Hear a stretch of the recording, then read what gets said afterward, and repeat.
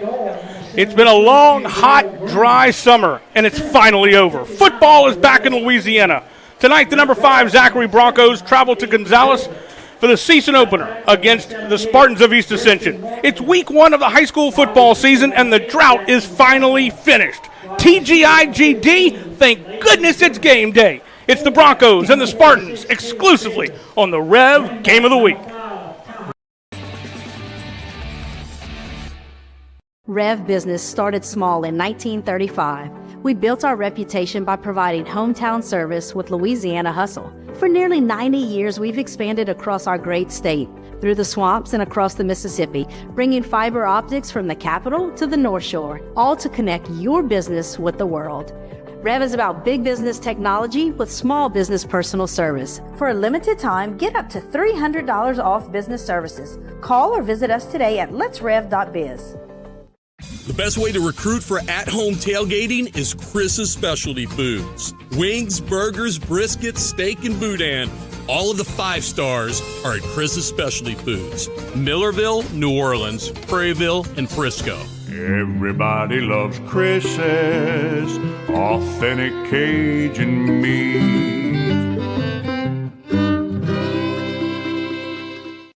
We just moved, so there's millions of dahlias in bloom, over 9 acres. When we started, we grew a quarter of an acre. Now I'm taking on new products on the regular. We always dreamed of having this property, so I want to make my yard look as beautiful as largemouth bass. Yep. We've got tons of them, don't we, buddy? There are millions of ways to make the most of your land. How will you make the most of yours? Come see us at Ascension Equipment for John Deere sales and service. Save more today and mow tomorrow.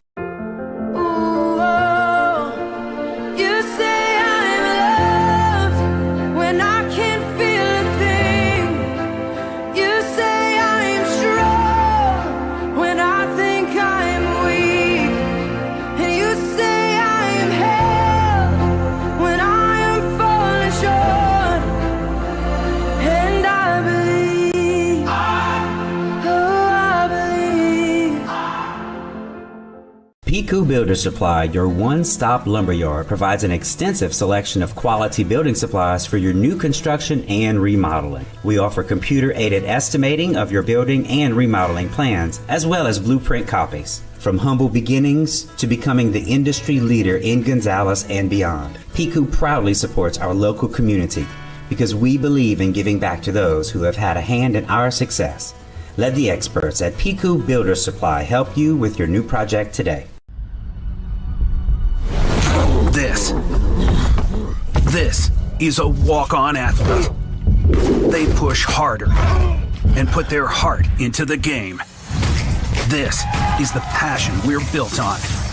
It's why we put our heart into creating game day with a taste of Louisiana.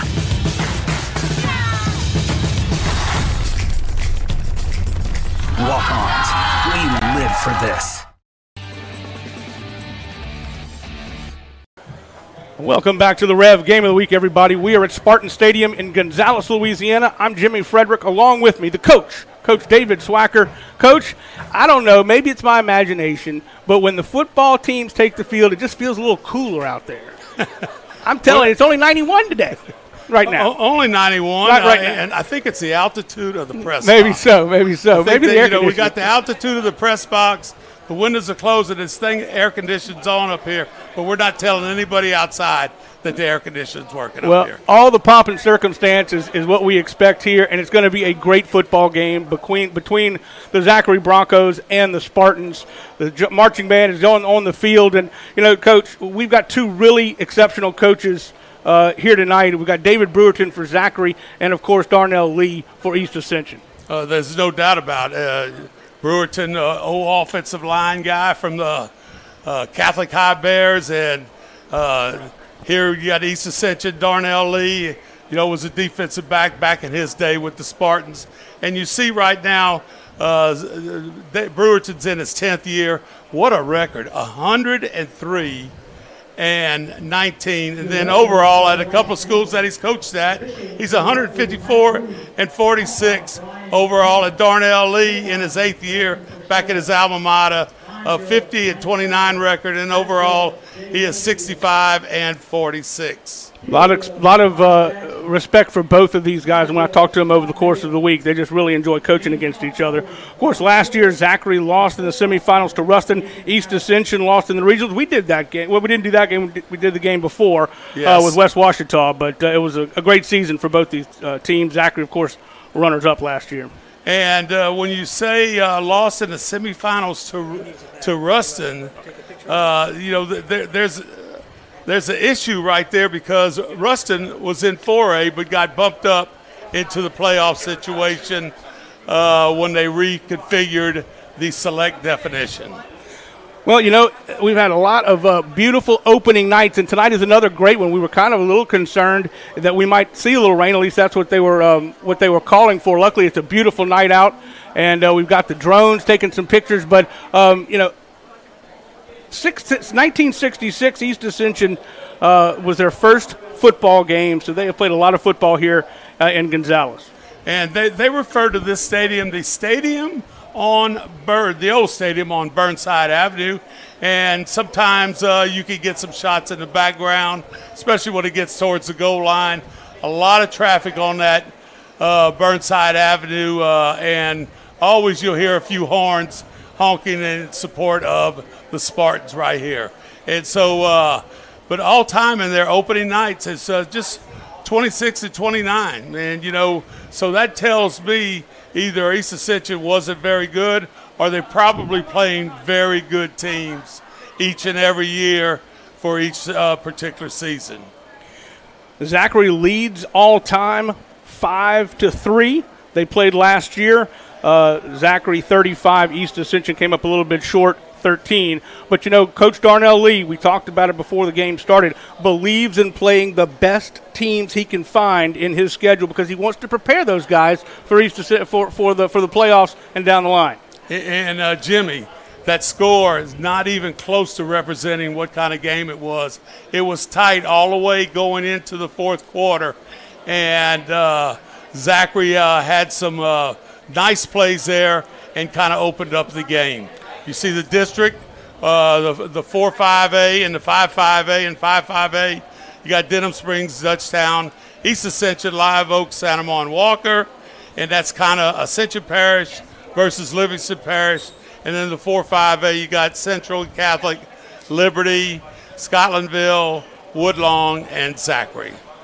Well, we need to talk a little bit about these teams and what we expect here tonight. Zachary comes in a little bit of a different situation, Coach, in the fact that they don't have an all-state quarterback like they have for the last 10 years or so. David, when he got there, when Brewerton got to Zachary, he had Lindsey Scott for 2 years. He had another all-state in Brown. And then last 3 years, you've had Eli Holstein. And now he's got a situation where he doesn't know exactly who's going to be a starting quarterback. He's got two guys that he's going to try out tonight. Well, when you only have one guy, which has basically been their situation, that was pretty simple. And when you hear those names, Lindsey Scott signs with LSU, Holstein signs with Alabama, I believe, last year. The other one signed with Memphis. So that's kind of quality. When you have two quarterbacks right here, maybe you could play them both. That's always a possibility. But I think they're just going to kind of see what happens between these two. Is there going to be a battle between the two? And as we speak right here, you see the East Ascension coming to the sideline. Zachary has already made it to their sideline on the other side of the field. And for East Ascension, they're going to have to be doing running back by committee. They lost Walter Samuel from last year. He went to Memphis. He was such a big part of the squad last year. And it all comes down to whether or not they can run the football. And I think if they can control the line of scrimmage, it's going to be a big deal for East Ascension. They are big up front, but Zachary's no slouch either. I'm going to just tell you, coaching in the middle school, you sit here and you see this at Central Middle School and at Gonzales Middle School of the size of their kids and what happens when you have to play against them. I think the East Ascension band is getting set up, and we're going to hear the national anthem, and then the officials will go to the center of midfield and do the coin flip. Here's the East Ascension Spartan Band with the national anthem. Would you please stand for a moment of silence and remain standing for the presentation of the colors and the playing of our national anthem. Today's colors are being presented by the East Ascension High School Naval Junior Reserve Officer Training Corps. Color Guard members include National Flag Cadet Mia Roussel, State Flag Cadet Yitzhak Escalante, Light Rifleman Cadet Joseph Stutzman, and Left Rifleman Cadet Niall Bates.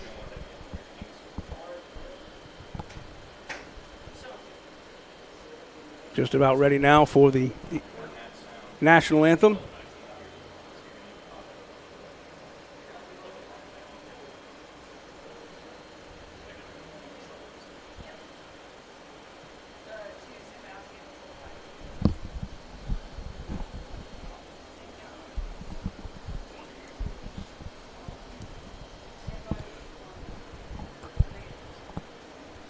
See the colors being presented on a gorgeous evening for football. It is warm, but it is beautiful. So glad to have football back in Louisiana, especially here on the REV Game of the Week.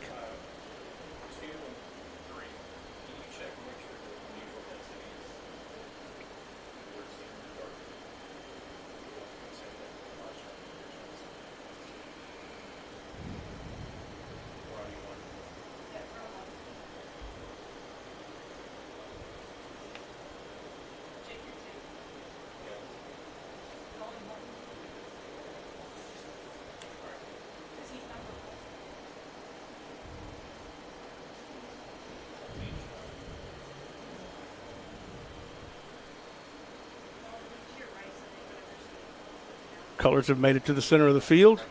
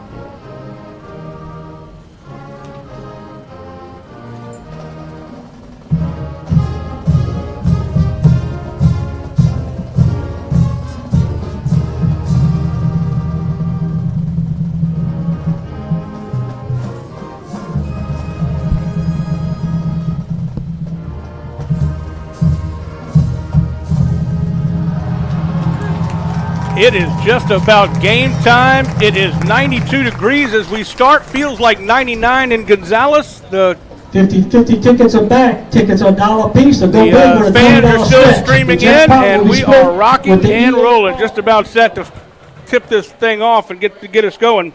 But, Coach, we really got to talk a little bit about the receiving core for Zachary. They've got a transfer in Tradez Green. He is 6'7", 250 pounds. He is committed to LSU as a tight end, but they're going to throw to him as a wide receiver. According to Coach Brewerton, he moves very, very well. He doesn't look 250 to me. I went and looked at him. He didn't look 250. He was lean, 6'8", 6'7". Well, you know, when you have that, I can still remember when we had 7-on-7 here at East Ascension in the summertime.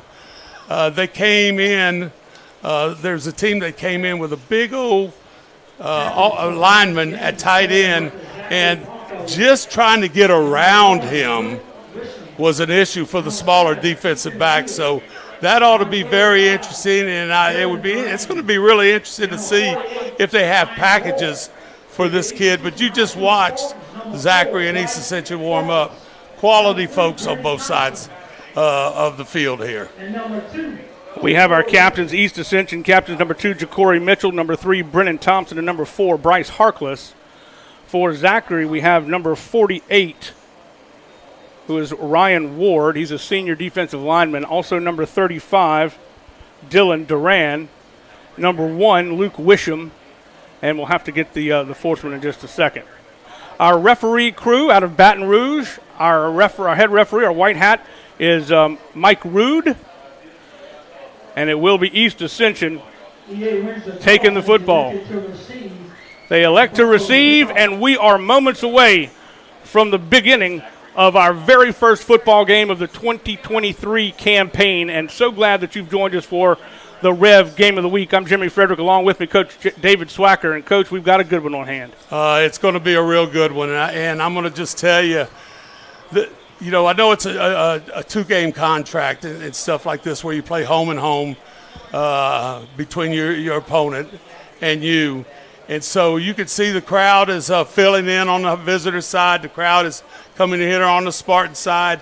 It's going to be real interesting to see, is the Zachary going to be able to come out with another quarterback that is going to help them win games, or is it going to be the running game where the running backs are going to be highly important for the Zachary Broncos? And then East Ascension, there will be athletes, but you have a 10th grader starting at quarterback, number 44. That ought to be interesting to see what that story is. Played linebacker as a freshman on the varsity squad, hasn't played quarterback since middle school. Kellen Connican, number 12. Actually, that's not Kellen. We'll check on that in just a second. That's actually number 92, Ryan Burns, to kick off. Back to receive is Wisham, and he will get a sidewinder, and it goes out of the back of the end zone. And guess what? The Spartans will take over 1st and 10 from their 20-yard line, and we're ready to rock. And if I'm Coach Brewerton, I'm saying, man, it sure is nice. The kickoff in the end zone, not every team has that. Let's take a look at the starting lineups, Coach. We've got our defensive starters for Zachary. All right, here we go. Ryan Ward. These are your linemen right there. Sean Hampleton, Deshaun Brown, Stetson Bell, Ethan Veal, Cameron Peterson in the backfield.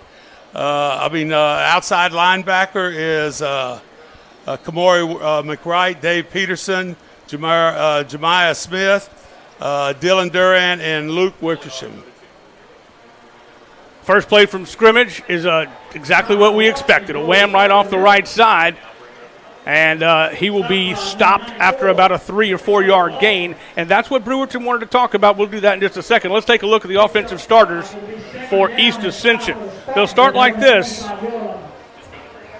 And again, you mentioned that sophomore quarterback. We'll run this play. Let's run this play right here. And then we'll come back with the offensive starters. First pass of the ball game is complete to number 2, Ja'Cory Mitchell. Mitchell's got some running room down the sideline, jumping over a couple of guys all the way up to the 48-yard line of the Spartans. And I think it caught the defense off guard because they really hounded all week long about the running game of. And here's a replay. Nice little pass right out there in the flat. Nobody in the flat defending that. And do you see right there, right off the bat, number 2, Ja'Cory Mitchell with a nice running room after the catch. Not giving us a lot of time to get our starters in. We'll check them in a second. High snap, controlled is Taj. Taj Washington off the left side, crosses midfield to the 41-yard line. Let's take a look at the starting lineups for East Ascension. East Ascension, you will see that here we go. We got Browning, Washington, Davis, Mitchell, Chasson, and Dumas. And Netter, Green, Queen, Joseph, and Martinez. The guy I really want to watch is that tackle, Bryson Martinez, 6'6" sophomore. Another big hole up the middle as Taj takes advantage. Taj Washington picks up another first down, and he crosses the 30 to the 26. And watch, we got a replay. Watch this replay. It's just one-on-one blocking on the right side right here, and you're just handing the ball off. Everybody's got a man, and it is wide open. No contact from the linebackers until somebody gets in the secondary to make the tackle. I'm just amazed by the size of this offensive line. Coach Brewerton talked about it. These guys are enormous. This one goes past the sophomore quarterback. He's able to pick it up, and he's going to toss it and completes it. What a great play. It's number 2, ZACHARY Mitchell. Mitchell's got some room to the 10, spins down at the 10-yard line. He spun at the 15. And we got not a late hit, but an undefensible hit. What a heads-up play by the sophomore quarterback.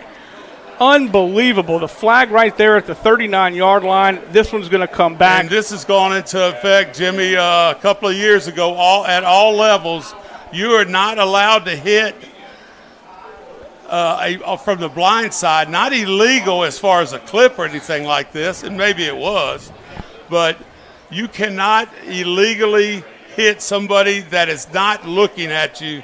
And that right there is turning like half of the field back in the East Ascension face. It was a 31-yard pickup. Again, to set this up, the heads-up play by Browning to get the ball after the errant snap and still have the presence of mind to flip it to ZACHARY. And the other thing is ZACHARY Mitchell not going down the field. He came back to help his quarterback. Huge penalty, and it's first and good Lord, there's another penalty, but it's first and forever. Sideline warning. There you go. I mean, I'm going to just tell you, I don't know what, I know you had to be looking at the run, the outstanding run right there by Mitchell. But I'm telling you, I saw the big lineman coming, and he laid out. Another pass, this time intended for Chasson, and Chasson couldn't bring it in. It was a little bit behind him. But they're doing a good job of going those quick passes, and they've been effective so far. They got a long way to go on second and forever. You got a big chance of completing that. And also, if they start cheating up, you may go with that long ball. I saw 44, the quarterback. I saw him in pregame. Browning, I saw him making some nice long throws down the field. Looked like a little trap play in the inside. 2-yard pickup that time. Again, we're going to run by committee. It's number 21, Jeremiah Wilson. Wilson, the junior, 6 foot, 180 pounds. Brings up third down and 27. It's a long way to go. You look at the front four. That's 4 down linemen. They're playing a 4-3 defense. You have 2 outside linebackers and number 7, Zeal, as you Mike backer, you inside backer over the center. New defensive coordinator for the first time in about 10 years for Coach Brewerton. Matthew Zito takes over. Big rush, flushed out of the pocket, got some running room. Browning's going to take it himself. Puts a little punishment on the cornerback that time, and he will be run out of bounds, but they will have to punt this one away as it brings up 4th down and still 17. This is what I like right there. You see how he stepped up again in the rush right there, Jimmy? Nice job there by the quarterback. Jalen Nixon got the brunt of that quarterback shoulder. Hudson Browning says, I think I could play at this league level. Francisco Ramirez, the kicker, will punt it away. Well, excuse me, they switched it out. Caden Gotro.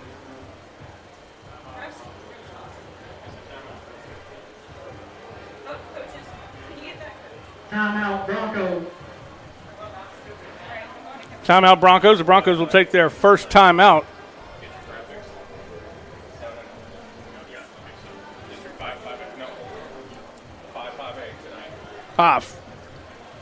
Let's take a look at the district's 5-5A. And again, 8:50 left to go here in the first quarter. Again, no score as of yet. This is the opening drive of the afternoon. There you go.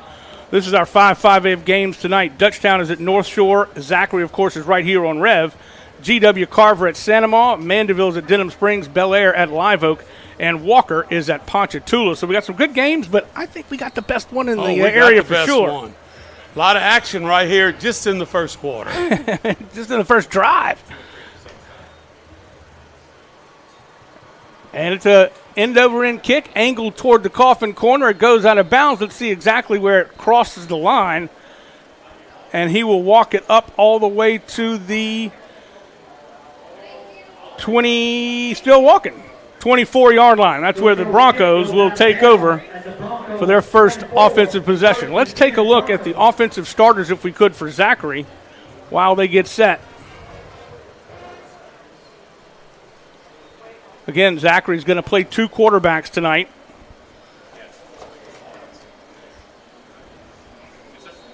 All right, we have Spangler at the quarterback, then Thomas, Wisham, Hayes, and Green and George, and Domino, Webb, White, Needy, and Broussard as your offensive First play from scrimmage, and it's a run, a wham off the center, and he will charge his way for about 5. It brings up 2nd down and 5. Let's take a look at the defensive starters, if we could, for East Ascension. East Ascension's got a good defense. They play that 4-2-5. Defensive starters: Hobday, Campbell, Gray, Womack, Jupiter, Isom, Thompson, Harkless, McZeal, Bolden, and Stanga. We're glad to have Deron McZeal back. He hurt his shoulder in the scrimmage, didn't play in the jamboree.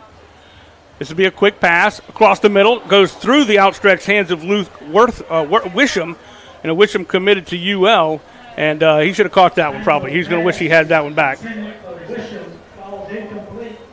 And here's the replay. You know, you could RPO that thing, you know, and you say, how do you tell? Well, just look at the quarterback's head. You know, is he going to read the defensive end, or is he going to read a linebacker or a defensive back and possibly throw that thing or hand it off? Defensively, the Spartans want to really try to confuse these quarterbacks who don't have a lot of experience.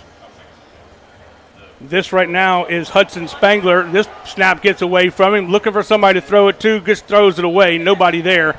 Tried to get it to number 5, Jonas Hayes, the senior, and he didn't quite have the success that East Ascension's quarterback did on the similar play. And you want to watch this as official. He looks like he's inside the tackle box, which allows you to throw it. He could have thrown it to the right or to the left. I think that's the ruling on that. I think if he's in the tackle box, he's got to throw it to a receiver. Harkless will receive. He'll collect it at his try to collect it at his own 30-yard line. It will be Ryan Burns, number 92, to punt it away for the Broncos. So both squads punting away on their first possession here in the early going of this one. This one, again, not a great punt. Neither team has had a good punt so far. This one will roll out of bounds and cross the OB line at about the 39-yard line. Well, you know, when you put a little pressure on that kicker, a lot of times he hurries up just a little bit. The East Ascension return guy was 45 yards deep, so evidently they have respect for that kicking game of Zachary. So I mentioned the offensive line. You've got Martinez, 6'6". He's a sophomore. He's 280. He's already got offers from Georgia, Florida State, Texas Tech. Coach Kelly kept him behind at the LSU camp this summer and talked to him for a while. So he is somebody to watch. He's number 78. He's your left tackle. Here's a snap, and it's going to be a handoff once again to number 21, Wilson. Wilson will take it right up the gut. This is what we expected. Power football, a pickup of 3. And power football by both of them teams before this is over with. Brings up 2nd down and 7. The ball resting. Here's the replay again. They're just not doing much, but that offensive line has been able to open up holes, especially in that they couldn't convert, but on that first drive, they definitely had some holes on the right side of the offensive line.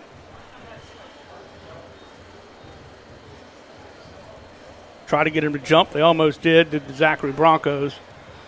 Browning with a play call from the sidelines. Whoa! Came flying in from nowhere. Stetson Bell, the 150-pound outside linebacker was untouched.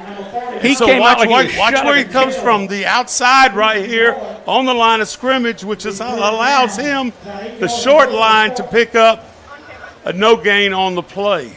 Well, that's kind of the reason that Brewerton and his new defensive coordinator, Zito, switched to the 3-4. They were a 4-2-5 defense, and they really switched to that 3-4 so they could blitz more and really come from different angles. They dropped back into pass coverage, and it will be a complete pass to number 8, Jackson Chesson. And Chesson will get close to a first down at midfield, but he's going to be about a yard shy, and it brings up 4th and 1. What are you going to do here, Coach? What are you going to do? I think you go for it. Why not? They're bringing in Taj Washington, and I'm telling you, they're going for it. The meat group is the Jumbos are in. Number 89 in there. That's LeBron Napoleon. Napoleon is his first year playing football. He's playing tight end. He is 6'8", 305. Number 89 on the right side. And a timeout on the field. We're going to take a quick break. You're watching the exclusive REV Game of the Week. It's the Broncos and the Spartans. Back after this. The athletic training staff of East Ascension High School would like to thank Ascension Equipment, Our Lady of the Lake Health, Piku Builder Supplies, Ross Downing Buick GMC, Walk-Ons, We Live for This, Glaze, Heating and Air, SKR Construction, Austin Fire Systems, for their support of our EA Sports Medicine Program. Still no score as of yet. 6 minutes to go here in the first quarter. I believe that was a water timeout. They had 6 minutes. You have to stop, I believe, every quarter. There you go. Stopped it right at 6 minutes. Yeah. And so they took the opportunity, and you just got to do that. I mean, it is so hot out there. And luckily, it's not 104 like it was last week. All right. Look at this. There are 22 players within 3 yards of the ball. Wouldn't it be the time to pitch it to Taj and let him go around the end? Taj is the dot of the wishbone. I don't know. As you mentioned, it's an inverted wishbone. It's a quick pitch, and it will be Taj. Taj will take it across the 50, dances his way to the 45, and it was a pitch. Look at that. Nice play call there, Darnell Lee. Darnell Lee giving up the play calling duties with the offensive coordinator. And it ought to be interesting to see just exactly. So I would venture to say you have 2 or 3 plays that you could run off of this. It looked like Zachary was well prepared, but not prepared for that sweep in order to stop it. Busted play. Browning's got to find some room, and he does. He trips on his own guy. There's a flag down. It looked like he actually tripped over number 36, Caleb Davis, the fullback. Just caught his foot. It wasn't anything that anybody did, but it was a busted play, and he was having to. Well, yeah, usually where those flags come from, it's a hold on the outside by somebody. Again, Mike Rude is our referee. We'll get the call, and it's a face mask call. Personal foul against the defense, and that'll be a 15-yarder. That'll give him another first down. So that's the first penalty. Check that. I think that's the second penalty against Zachary.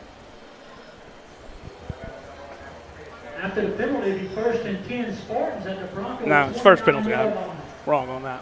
Jimmy, there's some big football players out here, from linebacker to offensive line to defensive line. Some big players out there for both teams.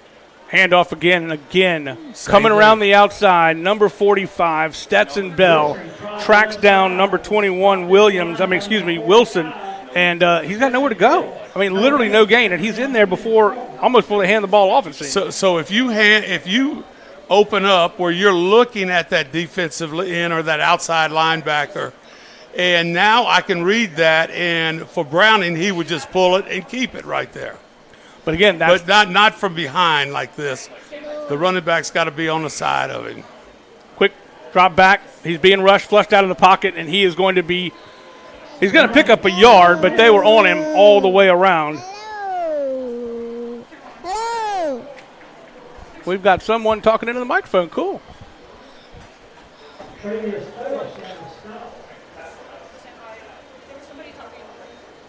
Brings up second down. Check that. I'm not sure what they're.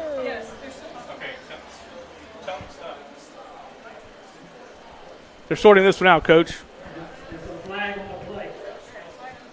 I didn't see the flag, but there was one.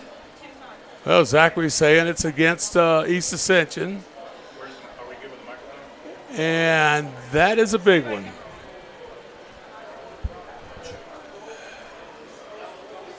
Yeah, that'll be, looks like another personal foul. 15-yard penalty.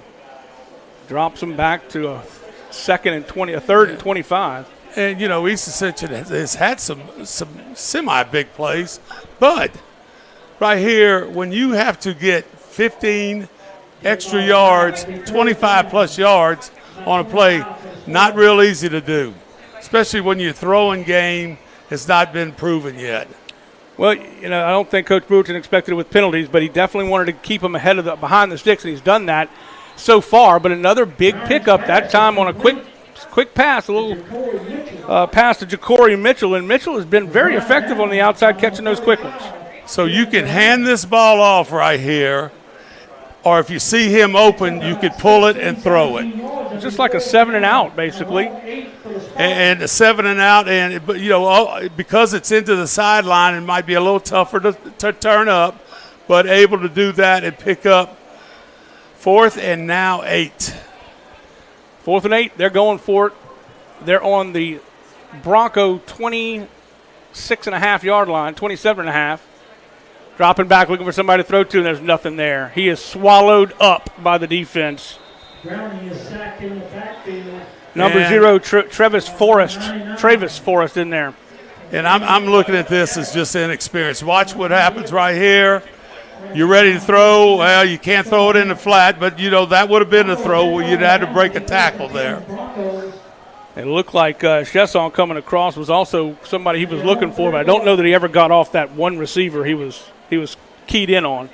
So they turn the ball over on downs, and it brings up first down and 10 for the Broncos from their own 30. Well, Zachary, you know, is lined up very similar to East Ascension, except they want to be involved more in the running game. Well, again, that was the second time that they've had a problem with the snap. And watch it right here. Snap is low, but he's got to catch that. Yeah, you got to catch that. And look, let me tell you, on the other side of that, if you're the quarterback, you know what you got to do when you catch that? You got to put your head down. Now you take your eyes off of what's going on. Right. And that's the disadvantage of having the shotgun where if that snap is kind of bad, that quarterback takes his eyes off of what's happening downfield. East Ascension has taken a timeout. And, you know, Coach, something that we wanted to talk about, was the fact that they have so many really good big receivers, talking about the Zachary Broncos, that it's going to be difficult for East Ascension to you can't double team any of them because they're just too good. Now they have not been able to complete any passes yet, and it will be interesting to see when Brewerton pulls and puts his other quarterback, Caleb Gonzalez, in. What he said about Gonzalez is that Gonzalez is a much more accurate passer in the intermediate game. So, and you know, look, I'm going to just tell you, Brewerton has been in places like this his whole coaching career, and there's no such thing as a panic button on his on his belt, and he's just going to sit there and see if the quarterback kind of gets used to what's going on. There's a little delayed handoff, like on a sprint draw type thing. Got a legal procedure. Nope. Sideline warning again. So that's not a sideline warning. That should be a 5-yard penalty, right? I think so. So that's the second warning, and that will be a penalty. Another penalty, this time against the. So that's almost giving them a play over. Yep. And there was some real confusion on the defense when they were trying to get set up for that. There was a collision actually in the middle of the defensive line. They finally got set, but nothing looked comfortable for the defense that time. I think new coordinators on both sides for East Ascension, and possibly for Zachary also. Handoff. That stout defensive line is not going to let him get much, but he still picks up 3 as he drags guys with him. That's Cameron Thomas, the 190-pound senior. Should be a first down. Got to the line. Well, it's a little short of the line. Well, they give him the first down. So they do get the first down. The ball, the nose of the football, right at the 40-yard line. There you see big number 28. That's Tradez Green, 6'7", 250, committed to LSU as a tight end. Well, he's about my size. In fact, I think I might be a little heavier than him. I bet you can outrun him, Coach. To the sideline, there was a collision, incidental contact, and they just got tied up. And it was number 7, Lamar Bolden, who comes up limping a little bit. He's going to run it off and walk it off, but it was just incidental contact. They just kind of got tangled. And the big man right there looks like he just didn't have his feet underneath his base on that out route. And looked like East Ascension had done a very good job defensively with somebody dropping into the flat and the cornerback coming up. Christian Brooks is now in the ball game. He's right there at the bottom of your screen as a receiver. This is going to be a handoff. Got a little bit of running room, but then it just closes up on him. And that was Cameron Thomas again. He picks up 2, brings up 3rd down. Cameron Thomas tried the left side. They're probing that defensive line, and it's just there's not a lot of room there. The linebackers are coming and filling. Well, you had a linebacker there, 34, stunning on the play, and that's Issam, and just a little bit trailing the play.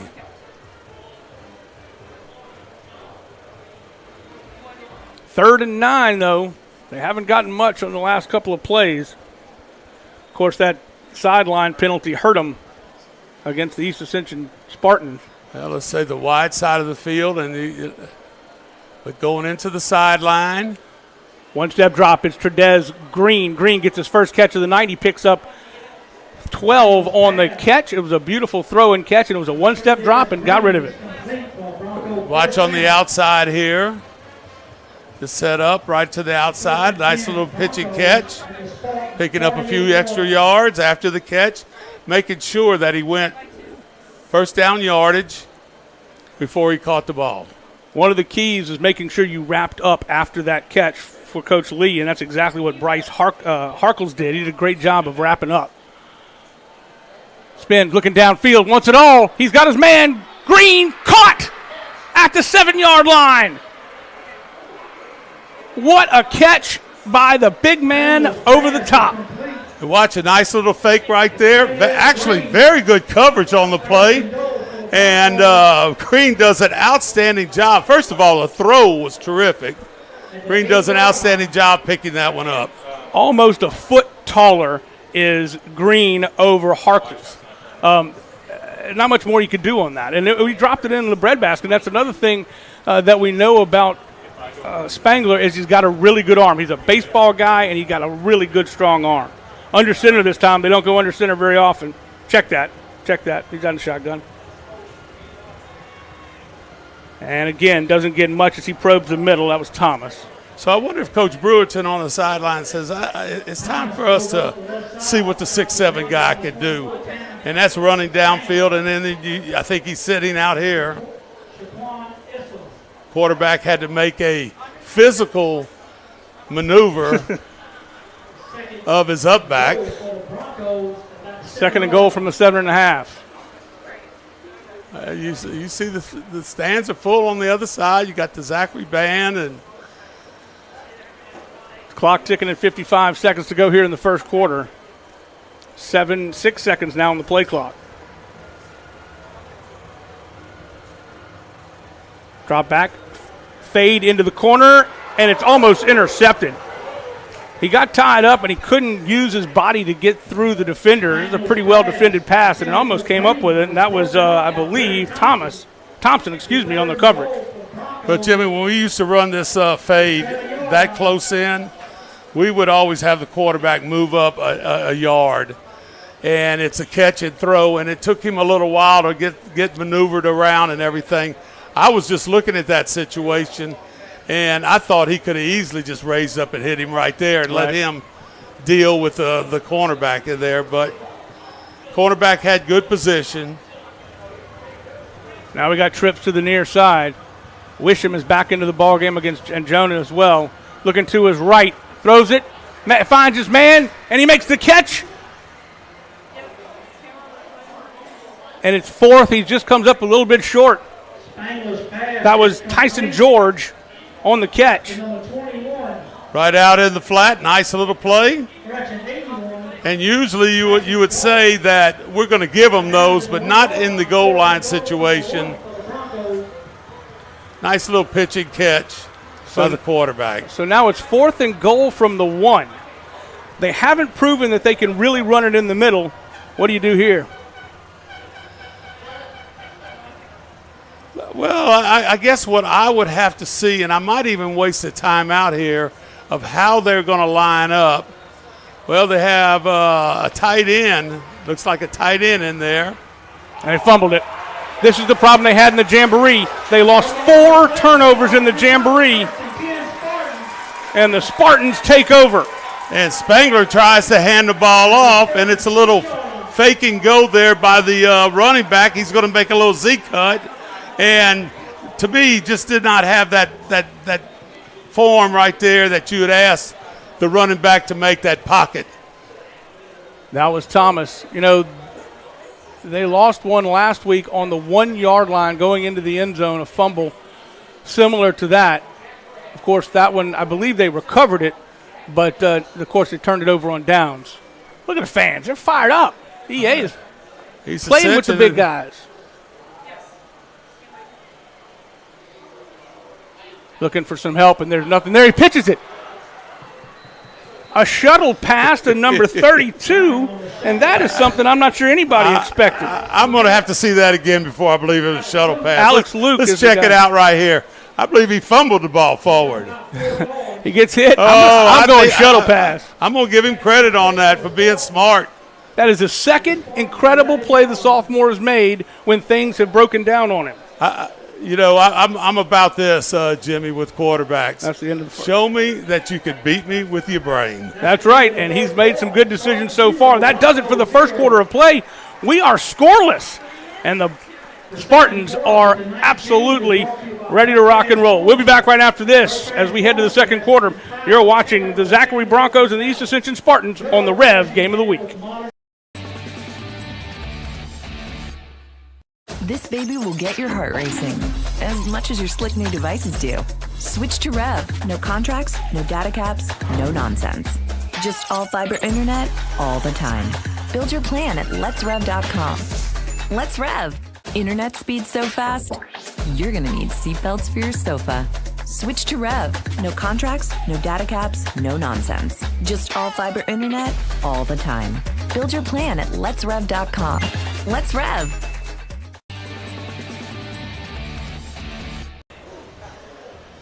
We'll flip into the field and welcome back. We are scoreless as the Spartans have the ball. They got the ball on turnover on downs and a fumble, and it is now second down and about 6.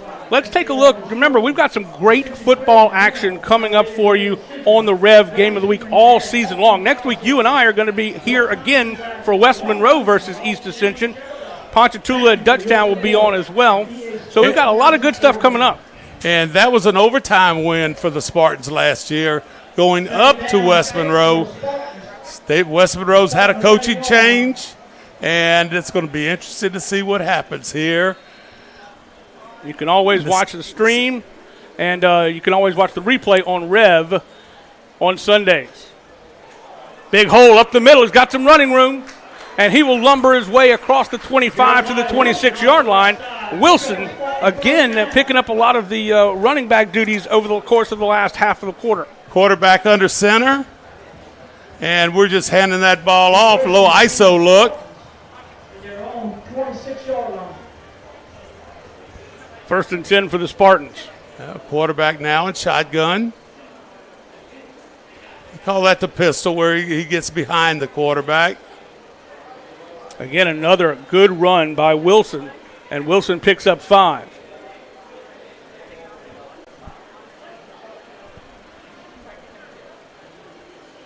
In on the stop was number 7, Ethan Veal, the 210-pound senior inside linebacker. Wilson goes off the right side, picks up about 5. Brings up 2nd and 5. Second down, 5 for the Spartans. Again, handoff to Wilson. Wilson not going to get much that time as the defense collapsed on him. Goes off the right side again. Sean Hamilton, Ryan Ward, and Peterson on the stop. And Sips picks up about 3. It'll be 3rd down and 3 for the Spartans. 3rd and 3 for the Spartans. They have picked up yardage in chunks and then shot themselves in the foot. Let's see if they can pick up this 1st down.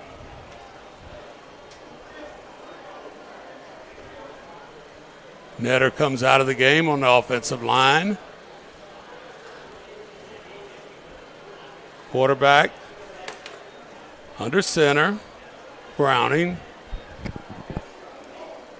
Seeing this look a couple of times, he kind of dropped the snap. He will pitch it, and he will be stopped short. Flying in that time is, once again, number 44 that time, and that is Michael Steps. Well, it looks like Darnell Lee's going to punt the ball. Number 9, Gotro, Caden Gotro. Had a decent punt his first punt up, but it kind of went out of bounds on him a little bit sooner than he wanted it to. East Ascension missing a lineman. Here he comes in. That's never any fun for a coach because everybody wants to get in there. No pressure this time. It's a good booming punt this time. It calls for a fair catch, and he will make the catch at the 32-yard line. That's number 81 collecting it there, Tyson George. 1st and 10 for the Broncos at their own 32-yard line. And Jimmy, you say, why punt? Let's just go for it. Only need a yard, but how good have we been playing defensively? Right. And so at East Ascension, you'd say, let's get our defense out there and let's just see, because this thing may come down to a field goal or a make or miss extra point. And I know both these teams have pretty good confidence in their field goal kickers. All right, so we've got the new quarterback, Caleb Gonzalez. Gonzalez, again, he's a little bit shorter. He's only a junior. He's 5'9", 160. Ooh, good job on the hands. Quick pass out in the flats. He's got some running room. Spinning is number 81, George, and George picks up 6. Well, that's a popular play all the way up to the NFL level. You see a lot of these quick passes. They call them screens, whatever. You'll see right here. Everybody's got – you're just kind of drifting. That defender for East Ascension needs to have a better angle in order to make that tackle. I don't know if you noticed, there's a 22 is the running back, is Nate James. He is about 5'4". I saw him against one of the linemen, and he is a small guy. But he's out there. This one's to George. It's complete. George gets himself out of trouble, picks up the 1st down. I don't know how he did it, but that's what the Spartans have to do. They've got to do a better job of tackling in space. And they kind of got away with one to the other side of the field. Good job right here of not wrapping up. It's not a good job, but also a good job of getting that guy to rotate his body, move inside, and the pursuit for East Ascension was able to get there. Nice little play. Let your athletes get the ball and see what they can do.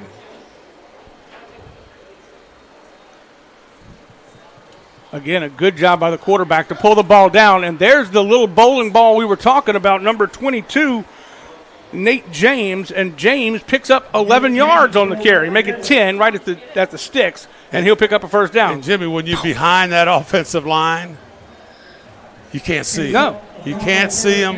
Kind of like Trendon Holiday back in the day. Basically, and very, very quick. Probably not as fast as Trendon. Nobody's fast as Trendon Holiday. Played at Northeast at LSU and went for the Bears. 1st and 10. Oh, a little delayed handoff, and it's again to James, and James is going to punish the cornerback, Brendan Thompson, and he'll be ridden out of bounds, but not before he picks up 12. Not sure if he's doing that. Let's see if he reads this in on the outside. Well, they're blocking him, so evidently not reading him and hand that ball off. I've seen that play run where they read the end, and either they hand the ball off or the quarterback keeps it. 1st and 10 for the Broncos. Again, no huddle. They get the play from the sideline. The Broncos started with Hudson Spangler at quarterback. We knew both of these guys were going to play. It's now Caleb Gonzalez, the junior, in at quarterback. Dropping back 2 steps, throwing deep, looking for his man Trev Green. Did he catch it? I think he caught it, but he was pushed out of bounds. There's a flag down. He went over the defender. That's when you say you got mossed. And look, nice chunk down the field. Wow, what a great job by our camera guys, too. I'm not for sure he caught the ball, but I'm not sure if it's inbounds or not. He caught it, I know that, but Green's you're right. Sitting there going, you kidding me. Holy cow. And that's using the size, the strength, and that's why he's a commitment to LSU at tight end. Well, Coach Kelly so they loves those tight ends, and that's going to be a good one for him. I don't blame him. I'll take Mason Taylor any day of the week, and I'll take Tradez Green as well. This was coming back, it looks like. Still don't know what the flag is unless it was offensive interference, because it was thrown after the play.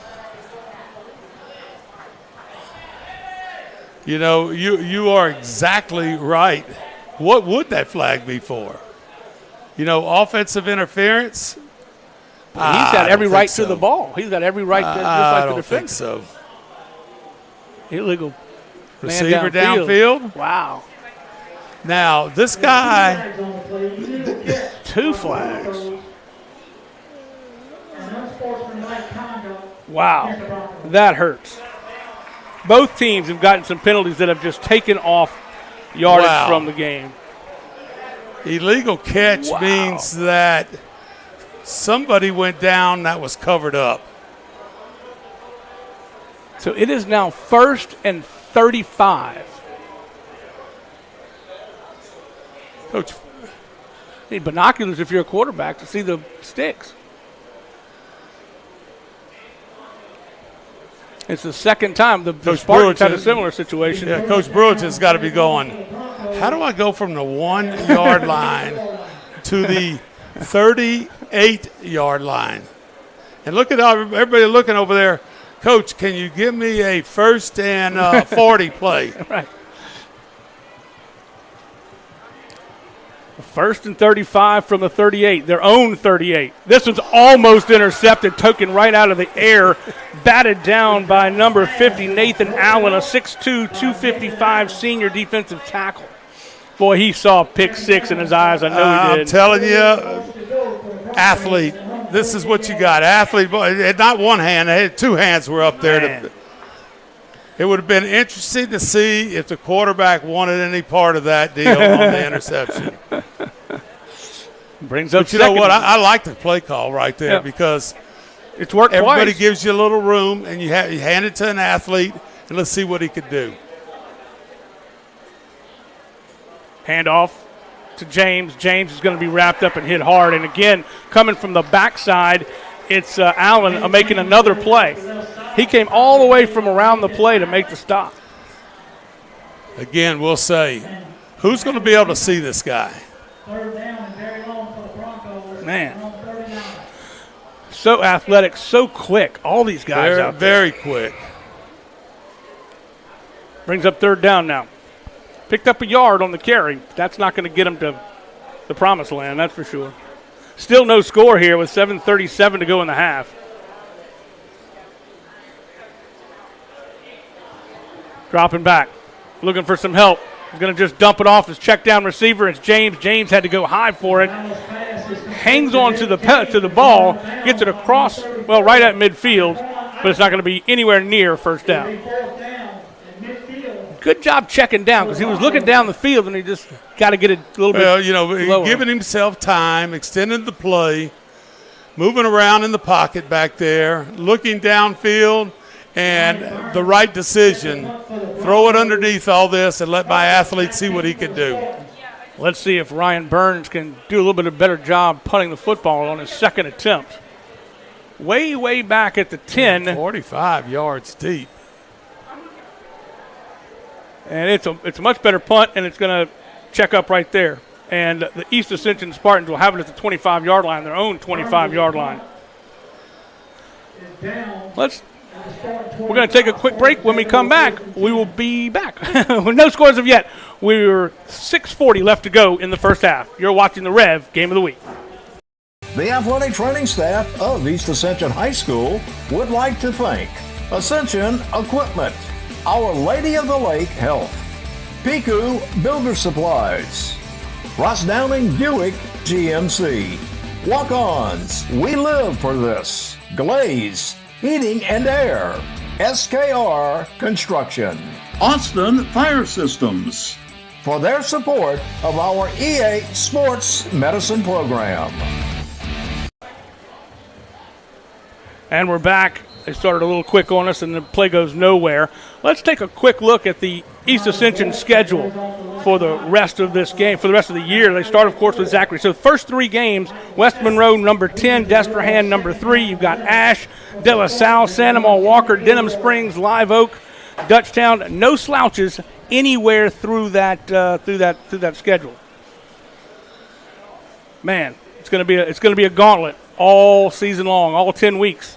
But that's what prepares you for the playoffs, and especially that's what Coach Darnell Lee thinks, and he's right on that. Whistles blow. It's 2nd and 11, by the way.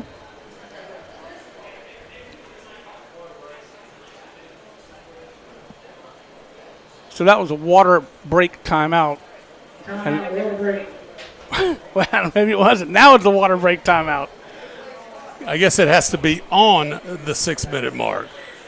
I guess so. We did have that timeout at the 6:40 mark, and so I kind of thought they had just made a decision, but obviously not. So we'll take a quick break, and we'll be back right after this. Still no score. 6 minutes to go in the first half. You're watching the REV Game of the Week.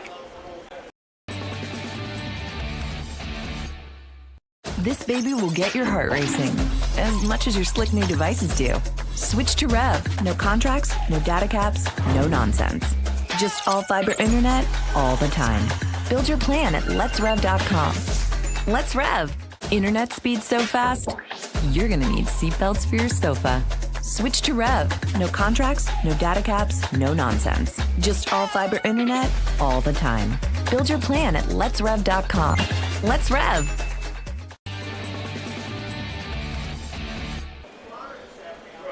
Jimmy Frederick along with Coach David Swacker. And, Coach, this is the first game of the season. It has not been a pretty half of football for either team, but it's kind of what you would expect a little bit. I know both coaches are a little bit frustrated, probably a lot bit frustrated, but nonetheless, it's kind of what you expect in the early going. This one's going up top, looking for his receiver down the sideline. It is incomplete. It was number 15, Lathan Dumas. Dumas had a little hitch and go, and maybe you'll be able to see it down here at the bottom. Yep. Hitch. And then go.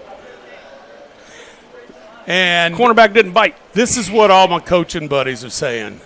Do you realize, because of the LHSA ruling, and rightfully so, that if it's a certain humidity reading or temperature reading, that you have to go inside to practice, and rightfully so. So everybody's talking about it, only been out 3 or 4 times outside. Oh, this one goes hard off the hands of Browning. Browning's going to have to fall on it all the way down at the 2-yard line, and it'll bring up 4th and forever, and they will have to punt this one from the back of the end zone. Well, let's see if we can see the guy that blocked the quarterback from going after the ball. Outstanding play. He's going to get it. Now watch this. Knocked him out of there. You would have thought that would have just – I would have scored a touchdown right there. Outstanding play right there defensively by Zachary. Gotro to punt it, literally his heels on the tiniest blue part of the back of the end zone. Great field position is anticipated here for the Broncos. It will be number 81, Wilson. Take that, George, to receive it. And this one's angling out of bounds. It's going to be even better field position. It's going to go out of bounds at about the 30-yard line. So the Broncos have good field position. Talking about the heat, David Brewerton and the Zachary Broncos did something a little different. They practiced in the morning. They went from 6 a.m. to 7:15 a.m. and did all their film work and strength work in the weight room in the afternoon. And I'm going to tell you, that is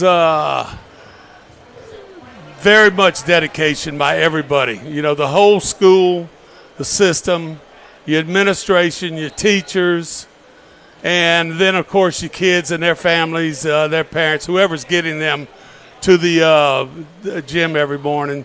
Little hour and 15-minute practice, and then head to school. Hand off to James. James finds a crease. That's all he needs. He's at the 15, and he's down at the 13-yard line. Check that to 14, but what a nice, nifty run by that guy.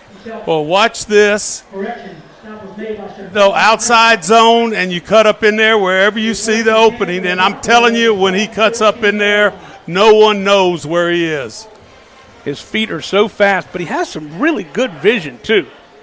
A lot of tackle-to-tackle plays here by both teams. But Zachary right there, little outside zone, and let their athlete be sharp on the outside. Same play. Something you said to me this afternoon, he said, when you've got something that works, keep doing it. And that's what he did that time. Exactly. And look, so now you're getting into inside the 10. You only need, let's say, 4 yards for a first down, 3 or 4. Brings up 2nd and 4 from the 9. So we have, I mean, we've actually seen a quarterback for both teams do a little bit of running. Not all of it's been planned. Calling for the football. Again, he's got some room to the outside. He's going to bounce it into the end zone. Nope, he's a little bit short. He's down at the half-yard line. Great play. Well, watch this. Let's see if there's a fumble right here, because I see the referee say, nah, he was down. That was close. But I saw the deep judge right there signal that he was down. Said he had the best view. Well, they got it first. They got the first down, and it literally is at the half-yard line. He couldn't have gotten much closer, not been in the end zone and broken the plane. 1st and goal. Handoff to James. James is going to try to go over the top. Touchdown.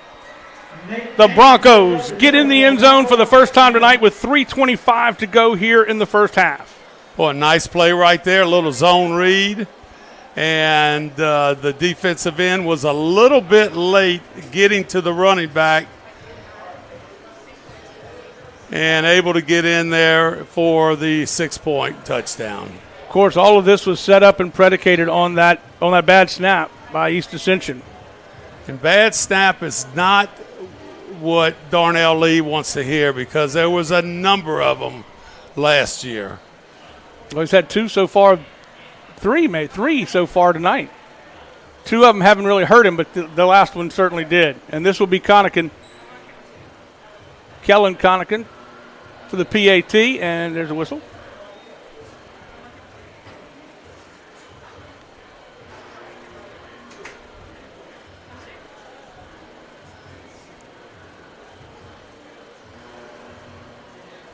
False start.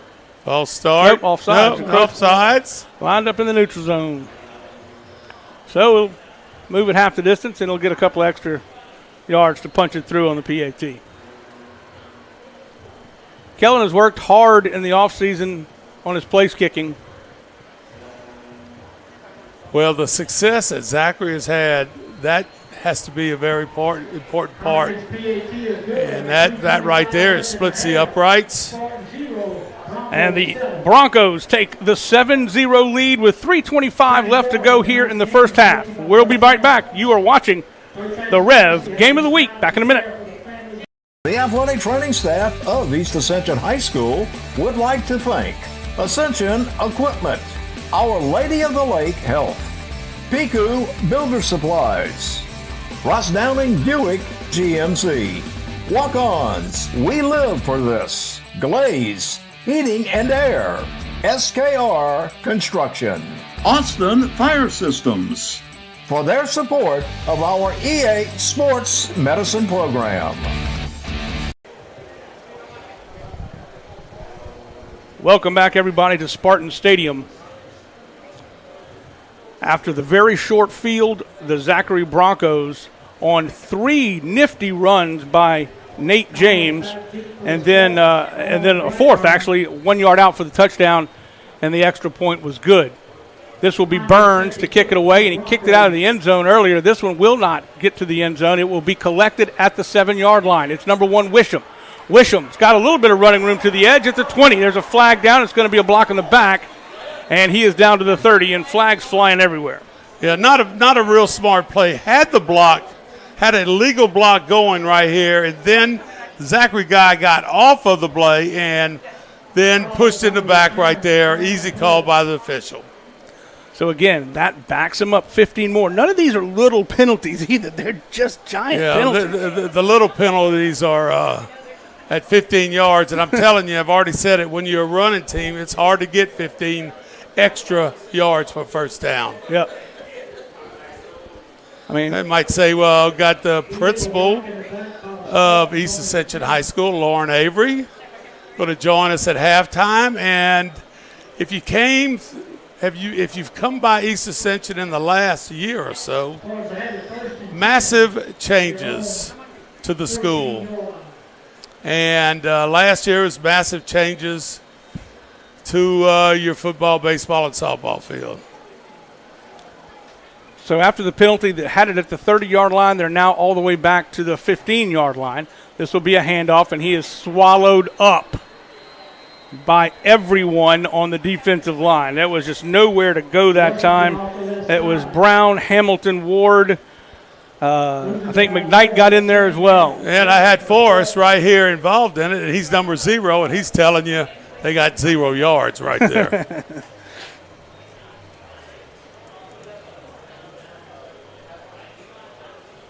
Loses a yard, brings up 2nd and 11. Zachary lined up with those 3 defensive linemen. You got the center covered, and maybe somebody in that B gap right there.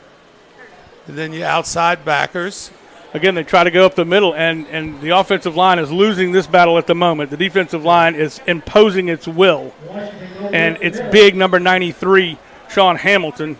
Well, let's just see. It looked like the nose guard was playing, had his eyes and his hands on the center, and the 2 linemen right there were watching what was going on, but they looked like they were slanting to the right on that play. Another timeout on the field. Zachary calls a timeout. We'll keep it right here, but we are getting ready for the wonderful East Ascension principal. We're excited about having her with us at halftime. Lots of good things happening around the Gonzales area, not just in Ascension Parish. I'm just telling you, Jimmy, being here for 28 years, 29 years, well, maybe not, take that back, 30-something years. Anyway, the Ascension Parish School Board, and then everything that's involved in that, how are they getting their monies through all the industry that's on the river, do a tremendous job. I was just thinking, 15 schools have been built since I got here in 85. Wow. 15 schools. They're making sure that the schools are not overcrowded, and when it gets to that, their planning is we need to build and move people around, rezone. Sometimes it doesn't make people happy, but they are getting the job done. The Ascension Parish School Board do an outstanding job of planning for the future. Browning will call for the football on 3rd and 12. Looking for somebody to throw to across the middle, and he just misses his intended receiver, looking for Ja'Cory Mitchell. Mitchell has been effective when he's been able to catch it. And it looked like and Wisham was right there on the coverage for Zachary on the crossing route. Looked like man-to-man all the way.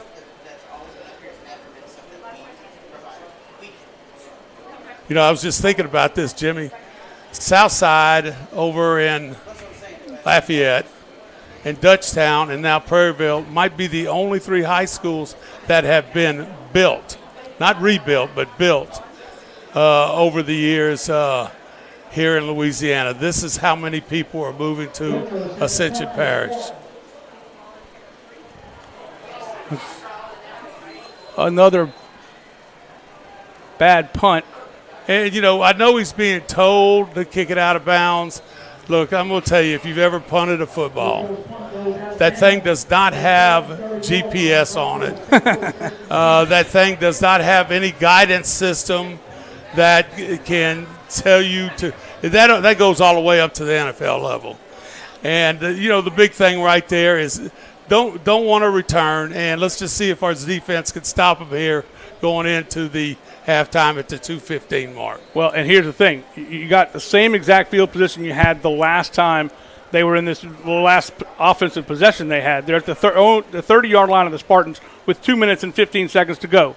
Dropping back, looking for somebody to throw to. He's wide open. There's nobody there. He's at the 5, and he's in for the score. Touchdown. A quick strike from Gonzalez to his receiver, Wisham, and Wisham was wide smack open. Basically, he went in the flat and then up the sidelines. Outstanding job by your quarterback. And he gets knocked out at the 1 yard line. Oh, man, I thought he got in there, but it was actually it's Jonas all the way Hayes. Across the field. I understand exactly. I thought the guy's hands went up, but that sideline judge came back down the sideline and said, no, he's out right here at the 1. That's why we got more than one official. And it was Jonas Hayes, not Wisham, on the catch. Handoff high. Flags will fly. I think he might get a face mask possibly. Well, you got a touchdown. That's the first call. And then grab the helmet. So that's going to be 3 flags on that. But, they only take 1. And, of course, that will be declined. So the tough punt sets him up again in great field position, and the Broncos capitalize 13-0. They scored in 14 seconds. And 14 points, if that's what happens here, seems like a lot of points right now. Yeah, you're right.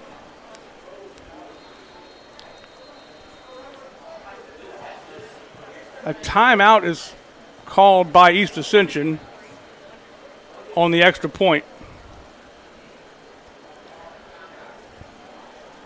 Coming up at halftime, we will go through some of the schedules that we have coming up on the REV Game of the Week. Of course, we'll have our great halftime interview. Coach Swacker going to be talking to the East Ascension principal, Miss Avery. We'll be talking about all the great things happening here at East Ascension. We will be back here at East Ascension once again next week as we have the East Ascension Spartans taking on West Monroe, the number 10 ranked team in the state. So no rest for the weary for East Ascension as they move into the rest of the weeks of the schedule. And East Ascension getting West Monroe to travel down to the stadium on Burnside. And under new leadership, I think the head coach from Washita, not sure what his name is has moved to West Monroe and has taken over the head job right there. And going to be interesting to see just exactly how West Monroe changes tunes from Don Chow's. Right. Who was there for 30 years? He was there. He was at a number of schools for 30 years. Okay, wasn't there? I know he'd been there a long time. He'd been in West Monroe a long time. But, they won a national championship.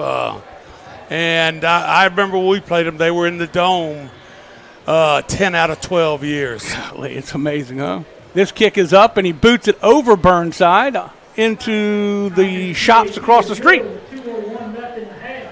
Is there a net there? Well, there should be. I think what happened, he got stopped traffic, so that's a good thought right there. And the Zachary, you see the Zachary flag people running in the end zone. They need to see that their fans are on the other side. Go over there and get them to cheer a little bit. So in 14 seconds, the errant punt turns into 7 more points, and it's 14-0. Zachary leading the Spartans. But we've still got another half of football. It's 2 minutes left in the first half. This first half has taken a little bit of time. We're an hour and 5 minutes in. Coach, who's getting the ball to start the second half? That would be the Broncos. So there's a number of things that are kind of not going the Spartans' way, but going the Bronco way. And so, yeah, they did minister a penalty there. They assessed it on the kickoff. This one will likely go through the back and stop in traffic. It'll be Burns to kick it. Burns puts his foot into it, and he does boot it. Won't make it over. Oh, it did make it over the fence on one hop. So a touchback. They'll take over 1st and 10 from their own 20-yard line with the Spartans. 2:01 to go here in the first half. On a balmy night for football. Going to make a prediction on what week we get our first real football weather? Week 12 playoffs. it will be week 2, I don't think. No, I don't think you're right there. Of course, you know, a lot of football people will say it's perfect right now. Well, I mean, you know, you it's got to football. figure. Hey, listen, football all the way football. to October. You got the little, or maybe through September they have the hydration timeout. Yep. Chopping his feet, making some progress, picks up 8 yards. He was brought down by Wisham. And that was Taj Washington. Big A Joseph said, it's time for me to start blocking, and does a heck of a job right there downfield. But I would have to tell him, you need to get it going here in the second half. Fumble snap. Got to do something. The sophomore Browning picks it up, and he will get back to the original line of scrimmage, but that's about it. He may have lost a half a yard, but I think he's pretty close to the line of scrimmage. Brings up 3rd down. Timeout.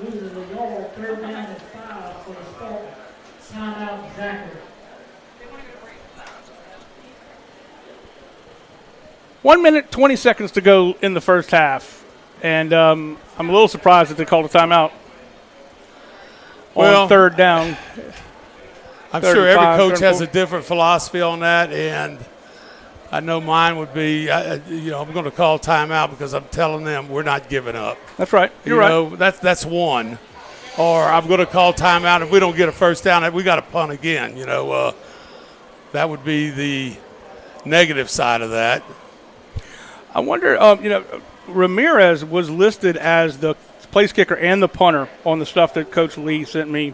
I wonder if they let him punt instead of number 9, Gotro, going forward. I think, didn't we see that happen right here? They switched punters? Yeah, they switched punters, yeah. Ramirez went out first, and then Gotro came back in.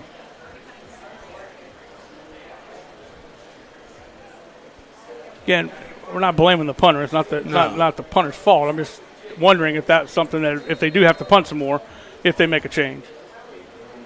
So number 21, Jeremiah Wilson, will set up in the backfield as the lone setback. Rolling to his left, throwing across his body, up and intended for Mitchell. And Mitchell really hadn't gotten there yet. It was luckily out of the reach of the defender. That was close.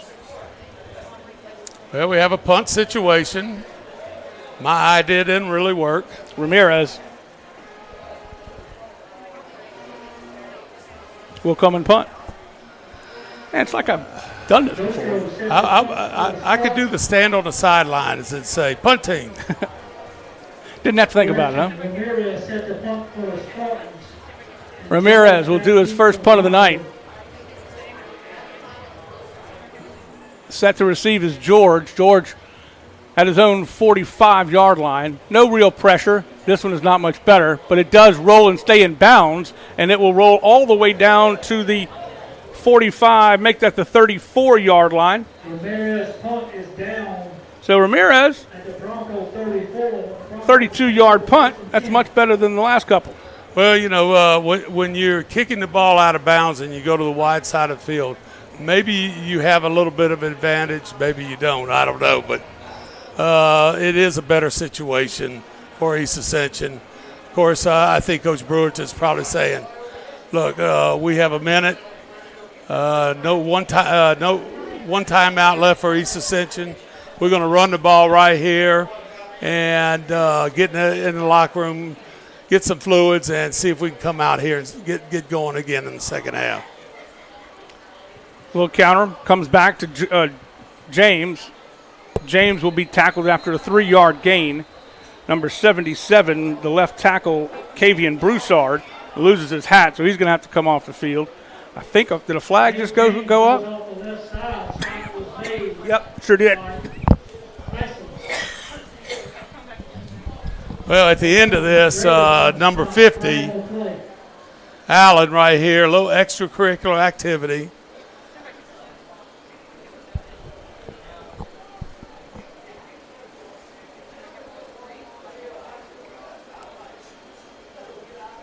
.53 ticks of the clock left here in the first half.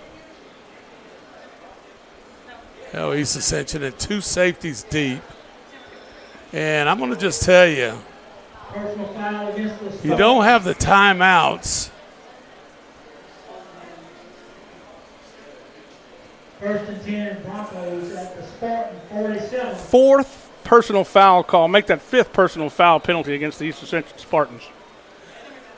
Brings up 1st and 10 into Spartan territory. Quick pass to Green. Green sidesteps one defender, doesn't get much more. He stays in bounds, and he'll pick up 5. Brings up 2nd and 5 from the 42. A quick little hitch on the outside right there. Green does a good job. The only problem is I'd want him a little inside move and then get outside, get out of bounds with the clock running right now. Dropping back, looking for somebody to go to. Gonzalez will take it himself. I think a design run this time. He will get the first down, crossing the 35 to the 34. The clock will stop until the chains are moved. 19 seconds. Look left, and I think he just decided to take it himself all the way. Nice job to just kind of slither through a little bit of an opening. Let's see if they go for it all with 17 seconds to go. You could get 2 more plays in here for sure. Dropping, quick to the sideline. It's number 8, steps out of bounds, and that is Cochran. Thank you, Cochran. Cockerham.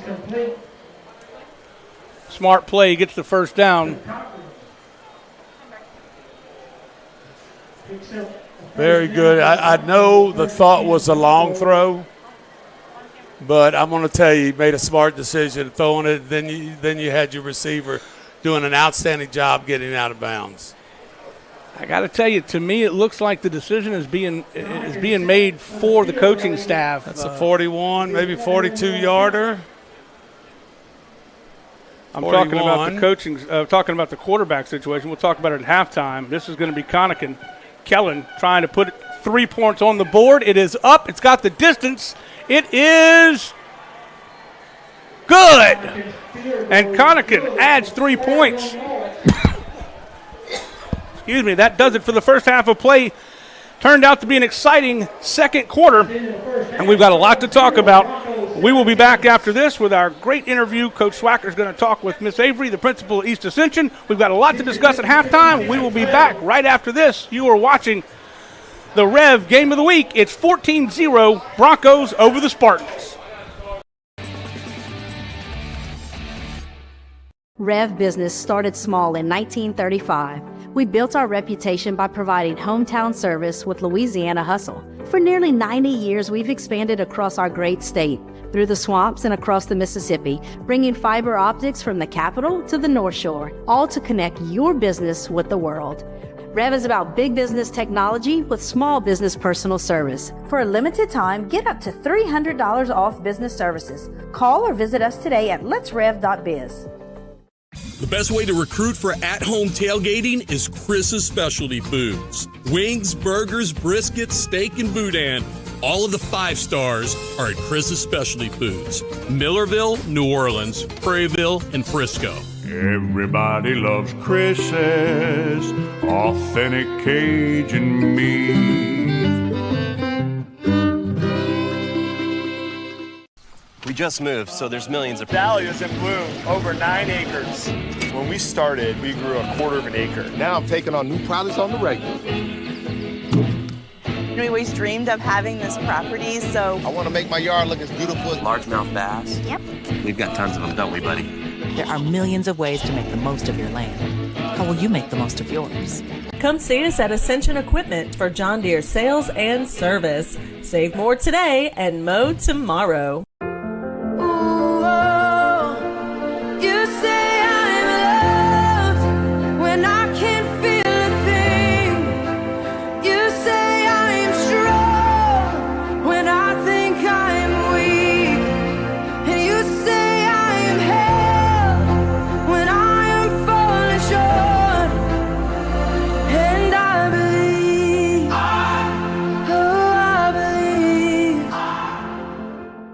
Piku Builder Supply, your one-stop lumberyard, provides an extensive selection of quality building supplies for your new construction and remodeling. We offer computer-aided estimating of your building and remodeling plans, as well as blueprint copies. From humble beginnings to becoming the industry leader in Gonzales and beyond, Piku proudly supports our local community because we believe in giving back to those who have had a hand in our success. Let the experts at Piku Builder Supply help you with your new project today. This is a walk-on athlete. They push harder and put their heart into the game. This is the passion we're built on. It's why we put our heart into creating game day with a taste of Louisiana.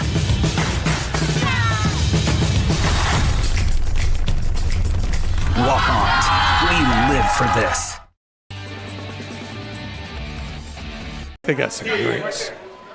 Tonight, the REV Spartan Band brings to you our spirit show. The band is under the field direction of drum majors Caden Armin, Cole Hewitt, and Colin Lepore.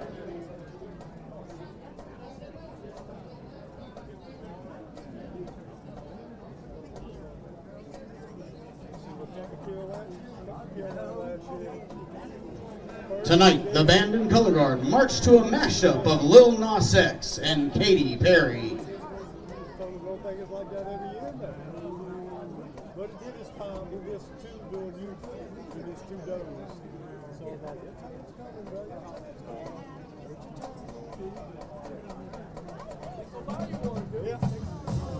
Let's hear it, Industry Alien.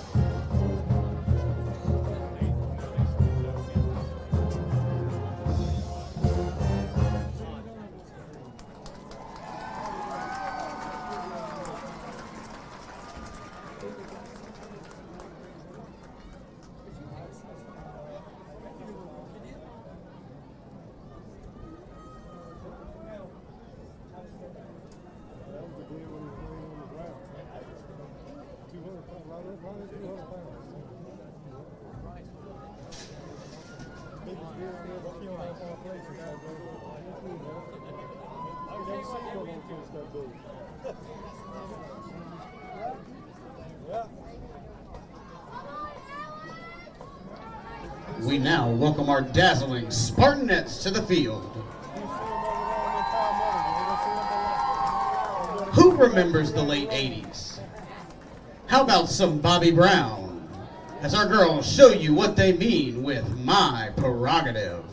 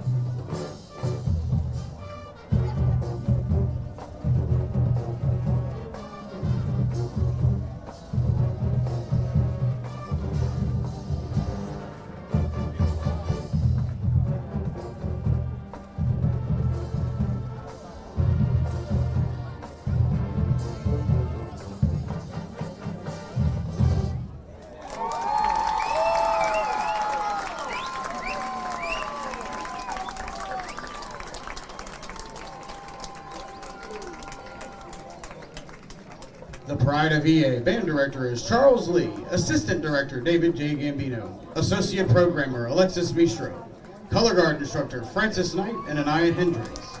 The dance team is under the direction of Stevie Barlow, Bestie Bailey Ramey, London Rowell. Make sure to visit the band boosters at the concession stand for our brand new item, Hot Tamales, as well as all your snacking needs. And we'll see you next time.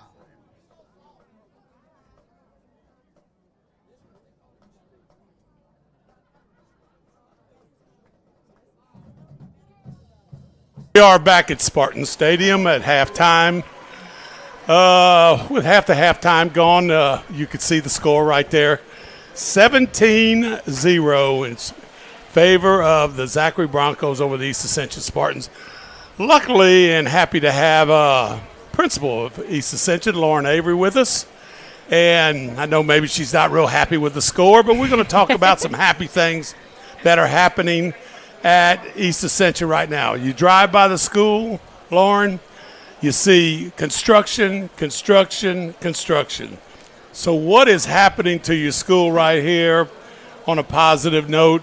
I know you got to wait for the things to get finished. So what's going on here at East Ascension right now? Construction-wise. It is absolutely a true construction site. I am learning so much. Our faculty and staff and student body is learning all about construction. We are so very lucky to be able to be part of this process and to be watching it. I don't know how many other schools have had the opportunity to see a school actually demolished and then be able to be built from the ground up. So it has been a really exciting experience. I've loved every day being able to pass by and see the new things that are going on. And as much as I love it, our student body is even more excited. So it's really been a very positive experience. There have been very few hiccups along the way, and the district has been so fantastic with working with us with any of those little issues that have come up. So a couple of things here. Number one, you have this problem with construction sites is an excuse, weather. Have they come in and said it's raining too much? Huh? Well, it's been really hot lately, so we've been pretty lucky. It hasn't been raining too much. It really has run probably as smoothly as I think as you could have asked for. We have a great relationship with our contractors and our liaisons between those, and again, the maintenance department and our school board representatives have just been fantastic in helping make sure that we have everything we need. And you see, as we're going through the talk right here, you know, the Spartan Nation, the CEA flag that's in the end zone opposite of Burnside right there. So what about this? Has every teacher had to reorganize and move to a different spot? That's really a great question. And to be completely candid, almost every single person on campus has had to move. So it is going to be a very interesting summer as we rearrange people and put people back where they should be. We have used every ounce of space on our campus right now. We have some of our counselors are in what almost appears to be little storage closets. You know, everybody is just making it work because we are anticipating and know how wonderful this new building and setting is going to be. So there's been a few inconveniences along the way, but everybody has really taken it in stride, and that team approach of working together to work to the betterment at the end is really the focus. Yeah, good deal right there. Where are the kids parking? So the students are parking on the side of the old rec center by the baseball and the softball parking lot. So what felt like it was really far away from campus 2 years ago is not far at all. So everybody's getting their steps in. All the Spartans are getting their steps in. They park there and walk.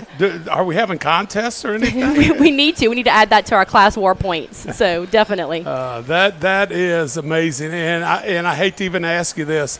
What happens if it's raining in the morning time or the afternoon? So again, luckily, you know, people have not complained too much. They've done a really good job in the past. We've done some things like, you know, shuttled kids back and forth when the weather was really bad. So we're just keeping our fingers crossed that we can make it through this year and don't have any major weather issues so that we can be in this building for the start of next school year. I think good things are going to happen for the Spartans here. So the Ascension Parish School Board, and I'm not sure if it's Jeff Pyron or whoever, the tremendous job of they have projects going all over the parish, not to mention new schools, but redoing schools. And so how have they done as far as keeping up with what's happening? Because they're building a new high school right down the road, and you're building actually a new high school right down the road right here. Correct. They have all been wonderful. We work really closely with Mr. Pyron, Mr. Amadei. We basically are having at this point, bi-monthly meetings where we are updating them on any issues or problems, and they're giving us the updates that are happening. Again, we have a very strong relationship with the liaisons with our contractors. So it is a constant focus, I know, for our school board, for those people that are running those departments, whether it's maintenance or new construction or just continuing to make sure that our students have what they need in every single classroom. So we are very thankful for their continuous support that is being brought to our campus every day. Good deal by the school board office. Last thing, throughout the course of the game, you see some of our cameras that show the student section. And I'm going to tell you, they're getting after it. So just exactly tell us a little bit about the student section. And I know we're kind of running out of time, but nobody's lined up in kickoff return, so it's no big deal. So tell us about the student section. I think anybody who is from this area knows that historically our student section, the spirit, the tradition that goes along with East Ascension High School is just, top notch. I mean, I don't know if anybody else can compete. We are so lucky and blessed to have such a really strong community that buys into what we do. There are a group of about 80 Yell leaders. These are seniors, and they begin working over the summer. And they are planning, what is going to happen at football games and what's going to happen at pep rallies. They do some philanthropic work in the community. It is a group of just amazing leaders, and I'm very lucky to be able to call some of the teachers that work with us, not only colleagues but also friends. Jamie Andrews, Dirk Shake Snyder have really taken this this Yale leader group and this student section to just an entirely new level. And they have a whole team of people that work with them. It's not just them, but they essentially are driving this group of truly student leaders that are happening on our campus. So it has been such a joy for me to watch them grow. It's been really fun watching some of these students from their freshman year, but they are absolutely impacting every single aspect of our campus through their leadership, and not just their spirit, which is great, but their actual leadership on campus. So it is a group that I'm really, really proud of and love to be a part of. Well, good deal, Lauren Avery. We really appreciate you coming up there and hosting us here in the press box, and get on down there and get Darnell Lee and that group, see if they can get in that end zone a few times. Absolutely. Yes, sir. Thank you. And as always, go Spartans. We'll be back in just a second with our second half. The athletic training staff of East Ascension High School would like to thank Ascension Equipment, Our Lady of the Lake Health, Piku Builder Supplies, Ross Downing Buick GMC, Walk-Ons, We Live for This, Glaze, Heating and Air, SKR Construction, Austin Fire Systems, for their support of our EA Sports Medicine Program. And we're back. It's almost time to start the second half. It is 17-0 Zachary over the Spartans. It was a rough first half. Quite frankly, it was a rough first half for both teams until a few things went the ways of the Broncos on some bad field position by some errant punts, and then the Broncos were able to punch it in. They only had to go 30 yards twice to put it in the end zone the two times they did, and then, of course, Connaughton kicks the 41-yard field goal, and that's where we are right at the end of the first half. In fact, it was with zeros on the clock that the ball went through the uprights. So we are set to go, and Broncos have the ball to start the second half. And, Coach, what was your message? What's the message for Darnell Lee in the locker room? You know, it looks like they started out the game offensively and defensively with a purpose and goal here. Then I don't think after the opening drive, I don't think they've crossed midfield. No. And, so good, because if you saw the first few running plays for East Ascension, you would say, man, they just changed defensive coordinators at Zachary and defensive fronts, and East Ascension's running straight through them. It hadn't happened, so they're going to have to regroup. I think they have to get to a point to where they say we have to be able to throw the ball, we have to be able to run the ball. Let's try to do the things that we can get going that can give us positive results. Ramirez will put his foot into it for the Spartans. George is on the left-hand side, the bottom of your screen, and I believe number 5, Jonas Hayes, is set to receive deep on the top of your screen. This one is a good sidewinding kick. It will bounce at the 10-yard line. He's got a little bit of running room up to the 30-yard line. A 20-yard return, and the Broncos will take over 1st and 10 with decent field position to start off the second half. And the thing of what I saw there, and this is just coaching, the ball's kicked down the middle of the field. The guy gets it on the big hop and probably gets as much as you possibly can out of the deal instead of the ball bouncing in your direction and your way. Well, as I suspected, I think the junior, Caleb Gonzalez, is solidifying himself as possibly the starting quarterback. He has come in the latter part of the first quarter, and he is in here again to start the third. Coach Brewerton said these guys basically have the same skill set. He said, who's going to lead the team the best? And right now it has been Gonzalez, and Gonzalez hands off to a very tough running tailback who gets across the 35 to the 36. That was number 27, Cameron Thomas. Thomas, the starting tailback, hasn't run a lot tonight. In fact, the little guy, Nate James, has really done the bulk of the carries. Watch this right here. Outside zone, break in there.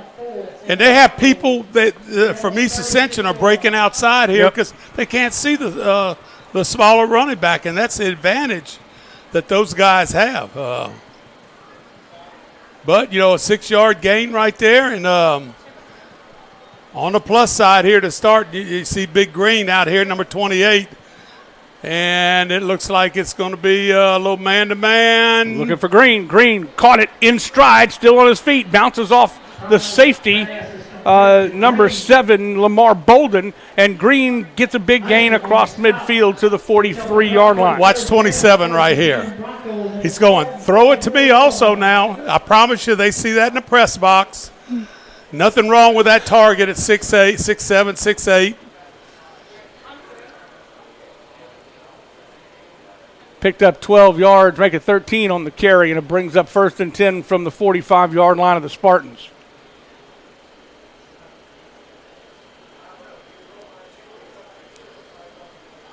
Full receiver set, pulled it back, and that was a poor decision. That he misread the end on that one. Pulled it back from his running back. Hey, listen, let's watch it again and see if the snap's good. Yes, eyes on it. Just should have handed that off. And look, let me just tell you, we went to a coaching clinic, and a guy said, let me show you a highlight play. First 2 plays were bad reads. The 3rd play was a good read. The guy went 80 yards for a touchdown. Wow. Don't give up the play. Come back to it again. Let your quarterback do his thing. Looks right, looks left, goes right, a little quick hitch in the flats, and it's going to pick up 7 yards across the 40 to the 38. And most coaches call these screen plays or running plays. Nice job on the outside. You can't see it. The kick-out block right there. The kick-out block right there, yep. So it moves it makes it a much more manageable 3rd down as they cross the 40 to the 30 to the 39. 3rd and 4 now. Again, Gonzalez is moving the football. He's only a junior. He didn't play quarterback last year. He was an understudy, but he didn't, of course, with Holstein in there. Nobody played quarterback but Eli. This time he does read it properly and still made a good play defensively. It brings up 4th down. Well, East Ascension did a very good job of those linebackers sliding along there. Big 46. That's Jupiter. Yep. Watch, he's going to slide right into that hole. Boom, right there. Man, that's a wrap-up that Coach Lee is going to be showing this week at practice. And they're going to punt this one away. This will be Burns. Again, Burns has been a little finicky punting as well. It's been a real crapshoot. I would say Coach Brewerton over the years hadn't really worried a whole lot about punting with all those state championships and long runs in the playoff. Boy, that one was nicely done. It checked up at the 9, but rolls takes a Spartan bounce to the 15. I very seldom have ever seen a punt roll backwards. Because I'm trying to get my wedge shot to do that, and I can't do that. And it rolls into the end zone or past the hole or off the green. Man, yeah. So this is what Coach Brewerton wanted. East Ascension, get the ball down there close to your goal line and see what you can do that you haven't been able to do here in the first half, and now that we're in the second half at the 8:16 mark. Browning again still at quarterback. He's a sophomore. He'll hand it off to his tailback and stuffed. I mean, not just stuffed, but tackle for loss, a 2-yard loss, maybe a 3-yard loss, 2-yard loss for sure. And Taj just goes nowhere. Watch this as they stuff it up. Veal, the middle inside linebacker, makes the stop. Caleb Gonzalez, no, check that, never mind. Brings up 2nd and 12. Moves the ball back to the 14. Ball start against the Spartans. Browning's got to be able to make some plays.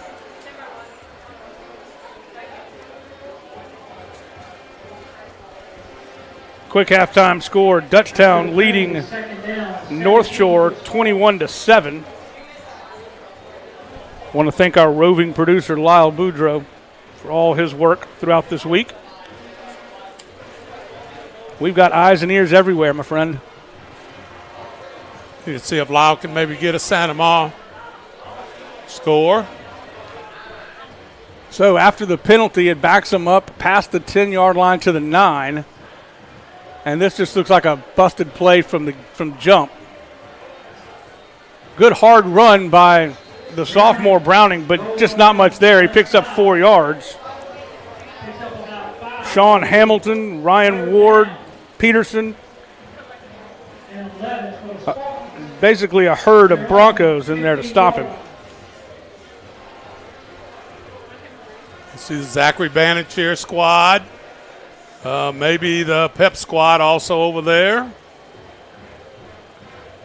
A number of squads, just like at all the other high schools.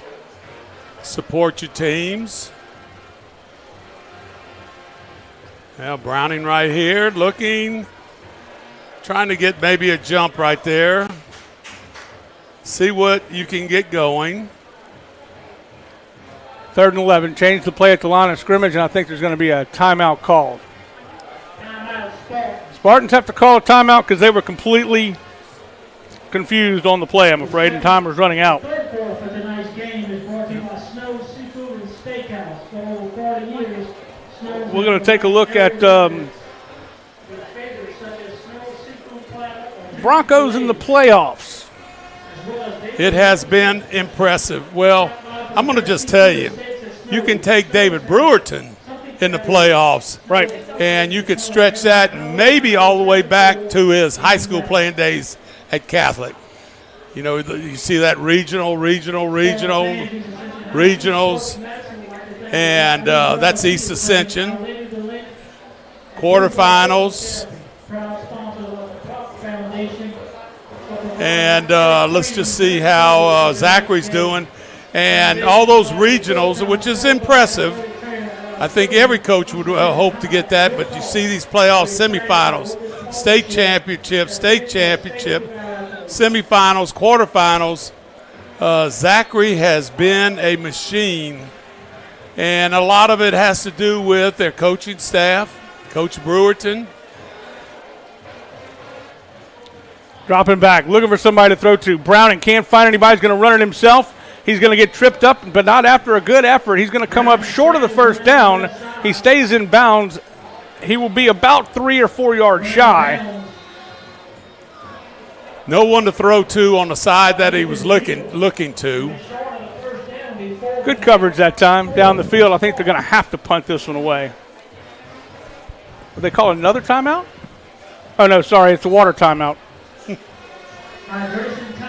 We're going to take a quick break. 6 minutes to go here in the third quarter. Still 17-0 Broncos. Back right after this on the REV Game of the Week.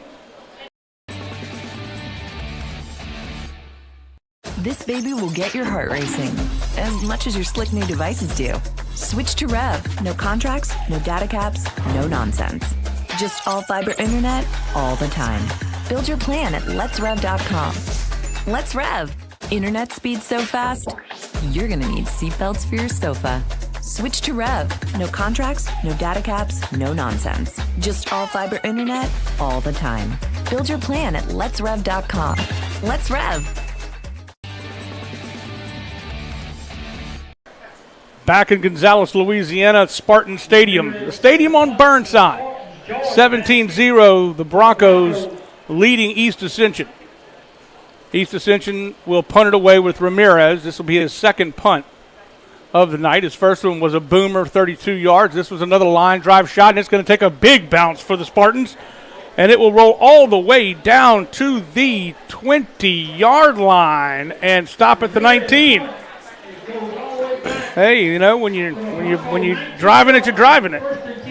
Outstanding job right there. Let's take a look at the Broncos schedule. We looked at the East Ascension schedule. We'll keep you updated on the penalty.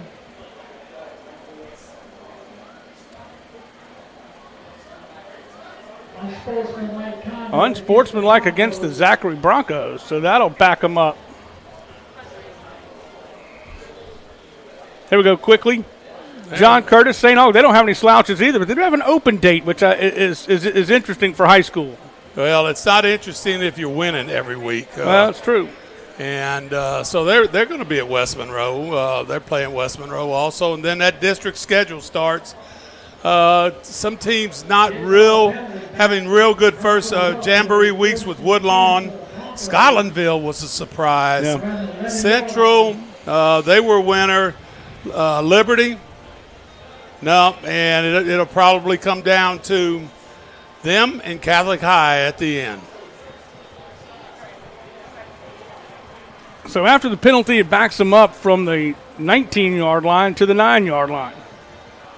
This is a chance for East Ascension to get something done right here. Create a turnover. Put yourself in a situation. Quick screen pass to his fullback. He's got some running room. He's got some running room down the sideline. Turns on the Jets. He's going to be pushed out of bounds at the 48-yard line into Spartan territory. What a play right there. That was Thomas, excuse me. I thought it was Davis, but it was Thomas, Cameron Thomas, who just took it right out of the backfield. And, man, he is fast. And I'm going to tell you what, the one thing they have going for it is well timed out right there. We have an injury on the play. We're going to take a quick break. We hope he's okay. We won't speculate. Back right after this. 5:34 left in the third quarter. Zachary 17-0 over East Ascension on the red. The athletic training staff of East Ascension High School would like to thank Ascension Equipment, Our Lady of the Lake Health, Piku Builder Supplies, Ross Downing Buick GMC, Walk-Ons, We Live for This, Glaze, Heating and Air, SKR Construction, Austin Fire Systems, for their support of our EA Sports Medicine Program. Welcome back again. We have an injured player at about the 35-yard line. And let's, while we're waiting. Oh, coach has got to predict who was going to do what in the district? And so the 5-5A coaches, which is what Dutchtown, East Ascension, and Santa Ma, and Walker, and Live Oak, and Denham Springs are in. These are what the coaches predicted. Now, I don't know if they could actually say, I don't know if the Dutchtown coach says, I think we're going to be first. Right. They're probably not voting. But this is what everybody's going on, Dutchtown. Remember, Dutchtown lost the MVP in the district, which was with a quarterback. And Denham Springs was right up there. East Ascension was right up there. And so rightfully so, they looked at that. And so this is what the coaches, I hope we can, at the end of the year, and see just exactly where this stood. We'll be back to the action right now.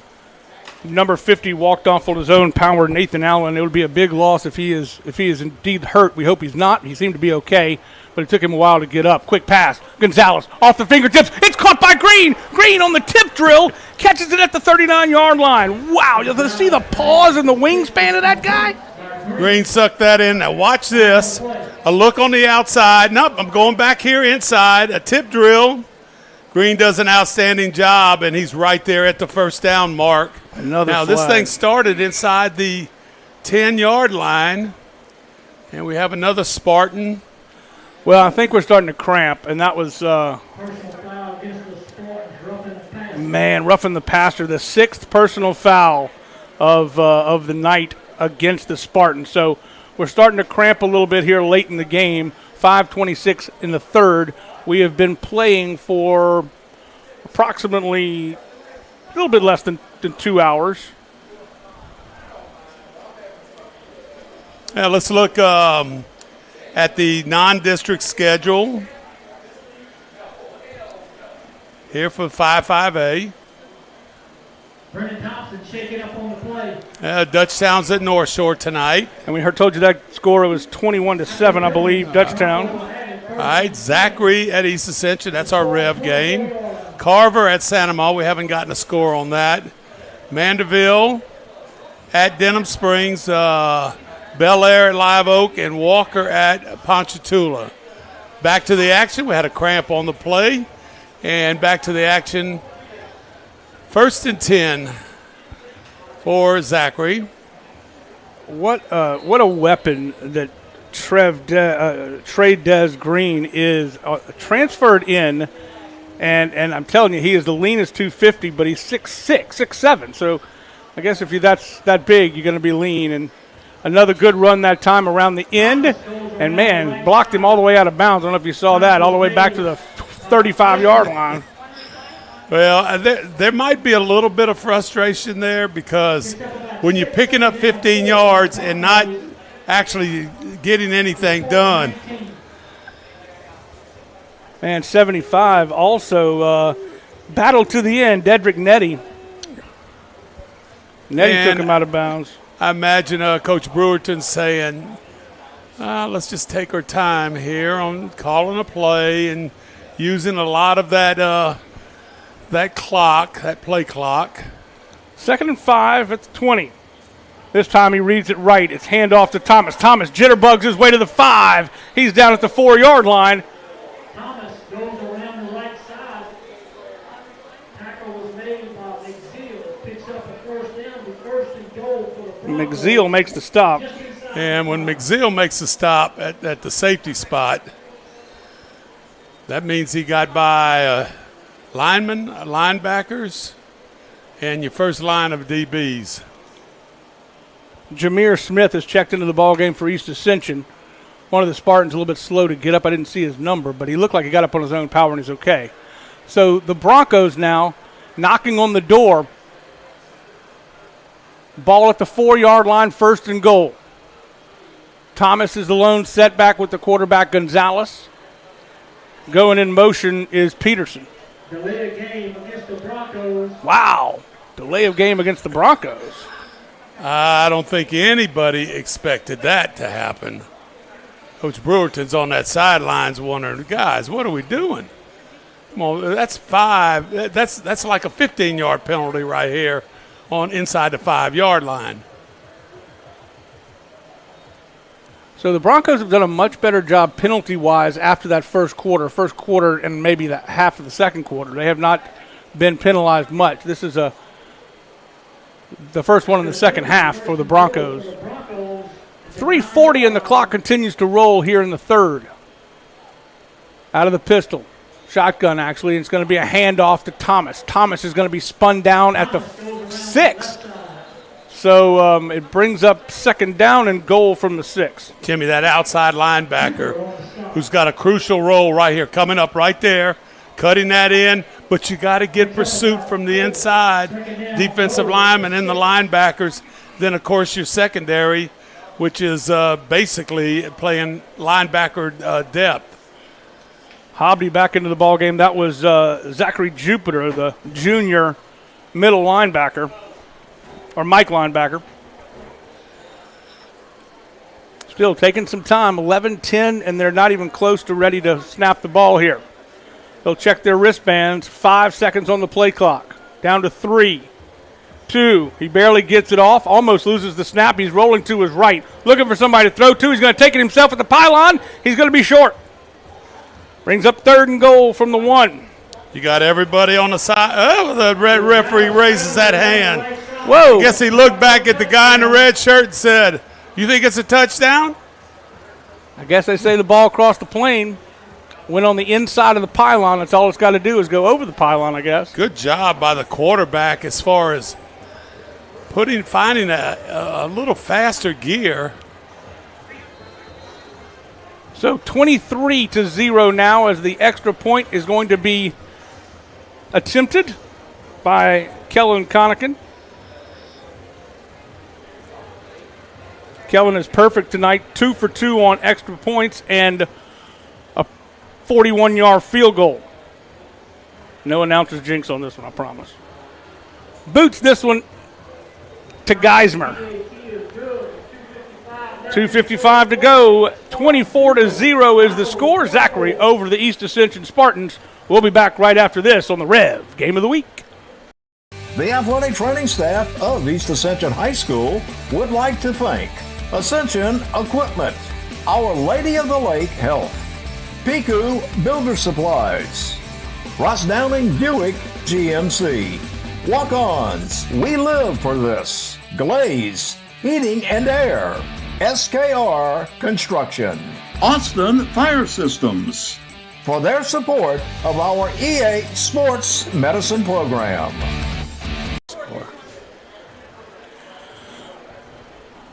.255 to go here in the third. It's been a good third quarter for the Broncos. They've capitalized on some Spartan mistakes. Burns will kick it off. Set deep is Blackburn and Collins back deep with a Spartan. This one will bounce at the one and check up and then go into the end zone. Boy, that was something that the deep man didn't expect. Number one, Trenton Palmer. I know the white hat was going, son, you need to get over here and make a decision before I got to make a decision.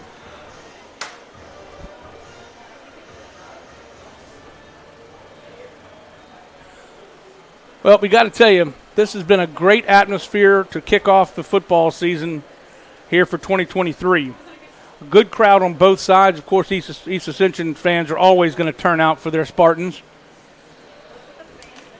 You know, it's a little different, though, because of the burn ban and not having everybody tailgating and doing their usual boils and your barbecues and things like that. I just noticed that today. Also, it's a little bit warmer than it is in November when we might get together. I'm just not sure, who has stopped barbecuing. Maybe I just didn't go in the right spots. That's well, all. Here's a big run. Number 21, it is Jeremiah Wilson. Wilson will pick up 12 yards on the lumber. I think there were some people in Ascension Parish having a good time, one way or the other. I would expect no less. We got here and got to work. We didn't play around. So you've got some new guys into the game for the Zachary Broncos. There's the student section. I'm not sure what the theme is, but we got guys in hula skirts and life jackets tonight. Here's a run by Wilson, and Wilson this time is going to be stuffed behind the line of scrimmage. That might be the seniors thinking about the pond jump at the end of the year. They got a ways to go to the end of the year, Coach. No doubt about that one. Deshaun Brown, number 74, the defensive end, makes the stop. Loses a yard, brings up second down and 11. Ball across the 32-yard line. Fumble! And Browning will have to fall on it, and he does. He has recovered 3, maybe 4 fumbles tonight. 3 fumbles of his own, unfortunately, his own making. We watched the replay right here, and basically 79 was not blocked. Defensive tackle or in, whatever their terminology might be. But he's in that B-gap area. It's the first time we've seen number 6, Jason Blackburn, and he is still in the game after that mishandle. And about 18 for the Spartans, and they're on 25. Looking for the play.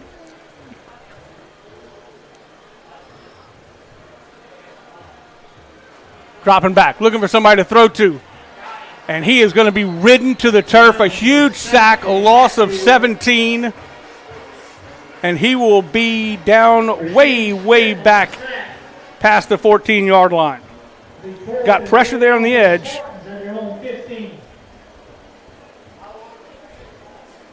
And they will have to punt it away, Will Ramirez.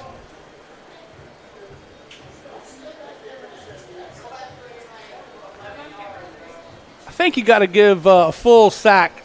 And I didn't see the number, unfortunately, we're a ways away. But even though number 79 was on his back, I think the sack goes to the first guy that had him wrapped up. Exactly. Punting position. This time Zachary is going to move up a little bit. Of course, this is a shorter punt, but it's still a line drive, and it will be taken. Collected at the 50-yard line by George.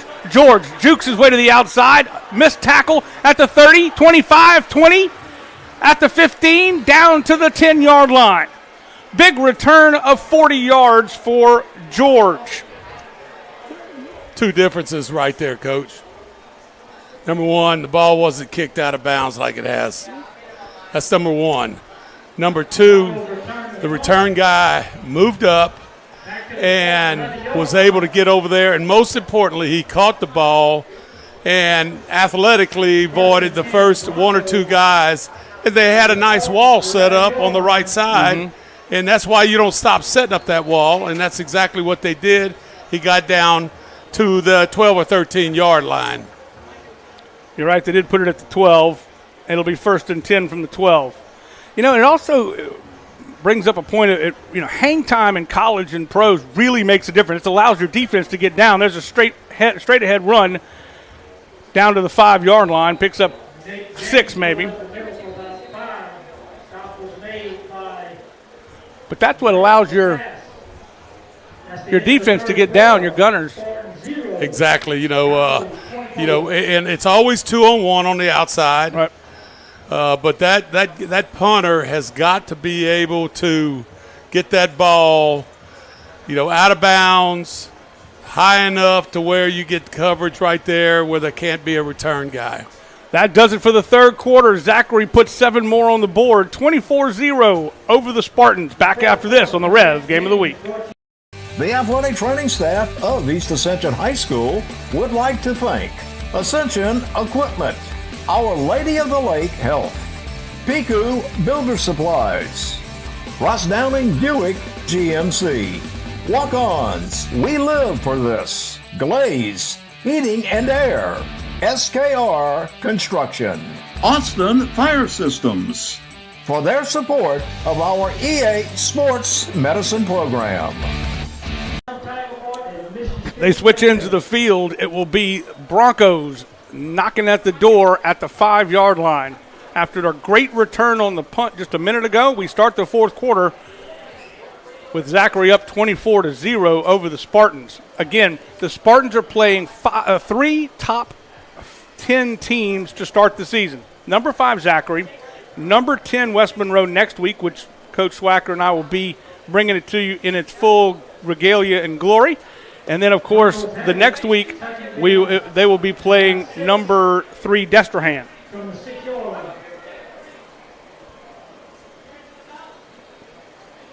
Lots of great games from start to finish, 10 weeks on REV. We've got REV Sports 1 on YouTube, REV Sports 2 on YouTube. Fumbled the snap, picks it up, fade to the corner of the end zone. And that time he couldn't quite hang on, but a good, just a little bit out of his reach that time, trying to get it to Green again. Oh, and this is number 13 is back in the ball game. That's Spangler. And that's the second time Spangler has tried that pass. Well, you had a low snap. That's going to screw everything up. So you go from throwing at that pylon in the corner to where it gets waved off a little bit. It looks like the way the official handled it, it was caught but out of bounds. I don't remember seeing one low snap to Gonzalez. But it seems like Spangler has had to deal with low snaps every time he's in the game. And I don't know what to credit that to. He is taller. He's 6'2", where Gonzalez is only 6'9". I don't know if that has something to do with it. It's just something I've noticed, and the flags will fly again. Delay of game. Second time. Well, Spangler's got to understand right now. He's playing for time. Right. I don't know, if he does a good job bringing the team down and scoring and stuff like that. I don't know if Coach says we're going to continue to operate with a 2-quarterback system. And he's telling Brewerton right now. Brewerton said, don't ever blame it on an offensive lineman. He says, right. Those are my buddies there, okay? And let me tell you, they got a pretty good group of them. He was at Livonia for a long time. Of course, a long-time assistant coach. I believe he was at Redemptorist as an assistant coach when they went through the span in the early 2000s of their state championships. Of course, Redemptorist no longer a school any longer. Yeah, that's a shame. It is a shame. So the Broncos had to take a timeout there. They lose 5 yards, so they're back to 3rd and 10 now. They can get a first down at the 1. Maybe the 1.5. Or, 1.5.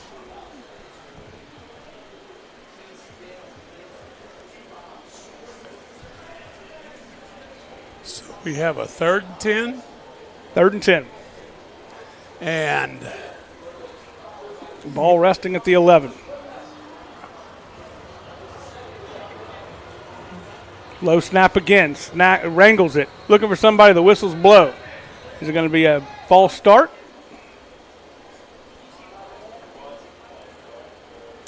The line judge has got to be that. Man, Brewerton's going to blow his stack. Had a really clean third quarter, and so it backs him up 5 more. Since Brewerton and I are on the same page, offensive line coaches, I always tell the quarterback, first of all, you're down here in the student section, okay? You're down here with the band. You got to get louder. I mean, I think that's one of the main things. You got to get louder, and I'm not really certain what will happen to that student section, but they might get quieter if you have something positive happen. Man, they tried to snap it, and nobody was paying attention. You saw Spangler clapping for it, meaning snap me the ball. And the running back was too. I know. So they are going backwards. I mean, way backwards. That's the 3rd straight 5-yard penalty, and it's 3rd and 20 at the 21-yard line. There's David Brewerton just shaking his head. Now he's got his hands in his head. There's Chris Carrier, no longer coaching football over there, just going to be a track coordinator on the sidelines. And Brewerton has definitely had a few coaches that have decided to take a little break. There's another flag. My gosh. It can't possibly be 4 in a row. The East Ascension people are telling us 4 in a row. If you just look down there at Jimmy, the East Ascension kids say, oh, yeah, Jim, it is 4 in a row. It is 4 in a row. 36, correction, 46. Connor Shipp comes out of the ball game. It looks like Wisham is back in. Christian Brooks is out as well. Come to the sidelines and talk things over with the coaching staff. So now it is 3rd and 25. They were at the 5-yard line or the 6-yard line, and now they're at the 25-yard line on 4 straight penalties. They got the snap off, no whistles. Running for his life is Spangler. Spangler can't find anywhere to go, but he does make a move. He's got a little running room to the center. Still on his feet, a flag will fly, and they might get a first down out of this. Spangler scrambles. Flags on the play. Somehow he scrambles. You've got Spartans down all over the place. What a heck of an effort there by Spangler. Right there. Face mask. And he knows it. Hobby did it. Hobby is going to be whistled for it. I feel pretty certain it's not an automatic first.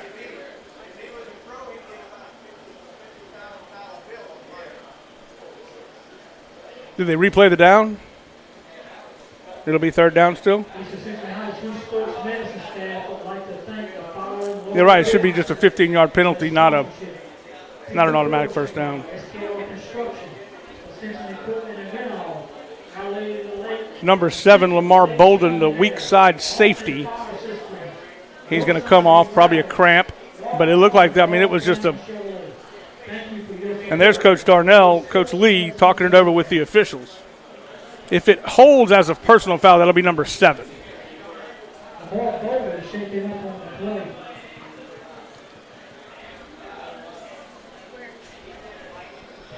So we have slowed to a snail's pace in the 4th quarter.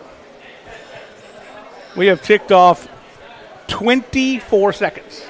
I was going to ask you, did we start this thing at 15 or 20 or 18 or 12? 12. 24 seconds off the clock so far in the last, 15 minutes. Here's the call. Personal foul. Declined.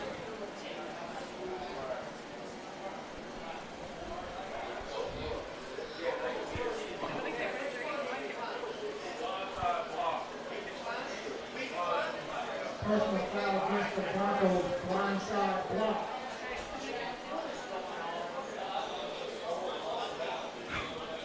Unsportsmanlike conduct against the Broncos. There's David Brewerton talking it over with the officials as well.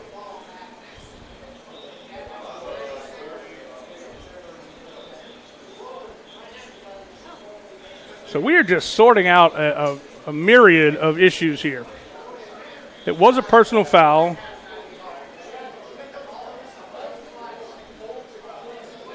But wait, it was against the Broncos. Sorry, I had it in my head that it was against Sandoval, but it was against the Broncos.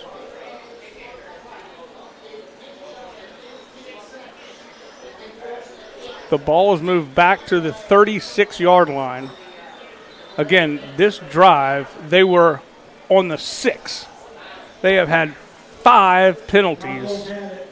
They've only gotten 1 snap off without a stoppage of play.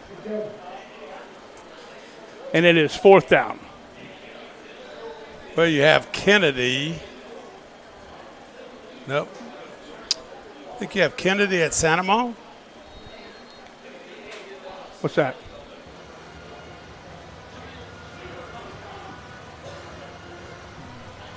Dropping back. Batted down right into the hands of the defensive end, number 30, the 6'6 defensive end, Camden Womack. And Camden knocks the ball down, and they will get good field position at the 36-yard line, and the Spartans take over on downs. That was an ugly series that I think Coach Brewerton is going to have a few comments about over the course of the next few days. Well, we have the Sandoval score. Carver's at Sandoval, and the score is Sandoval's up 38-6. Not sure what part of the game that is. Last heard Dutchtown ahead in their game. All right, let's see if we can run some time here. Quick pass. Finds his man.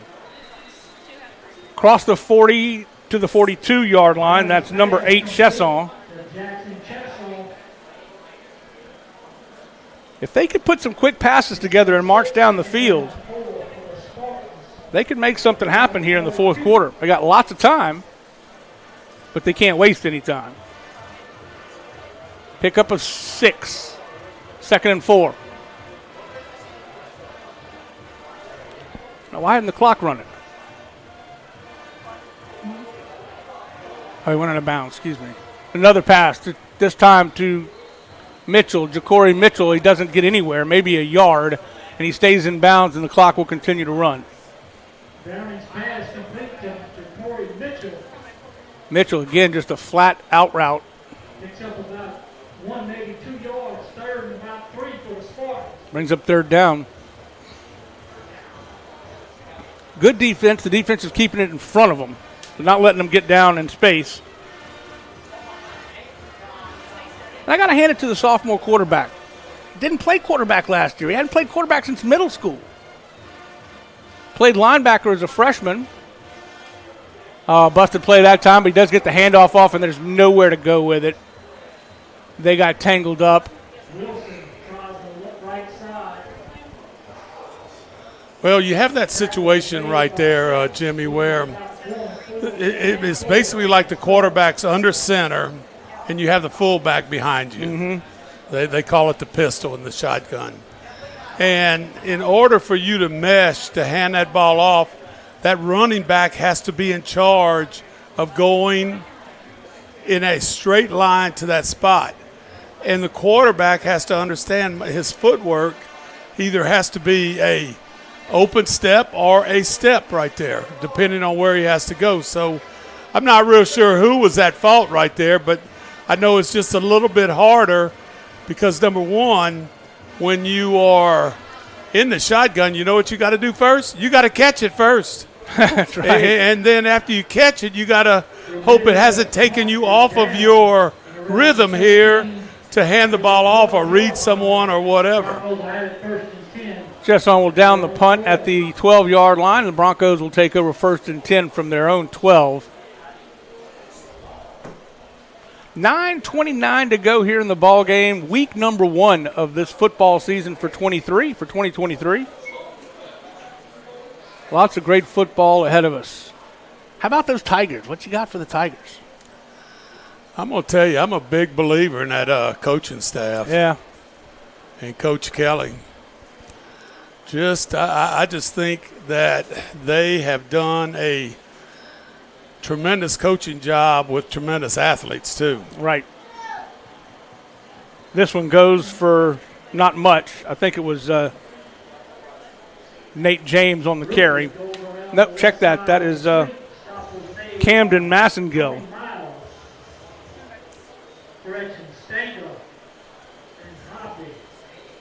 Hobby on the stop along with Stenga. Brings up 2nd and 10. No gain at all on that time.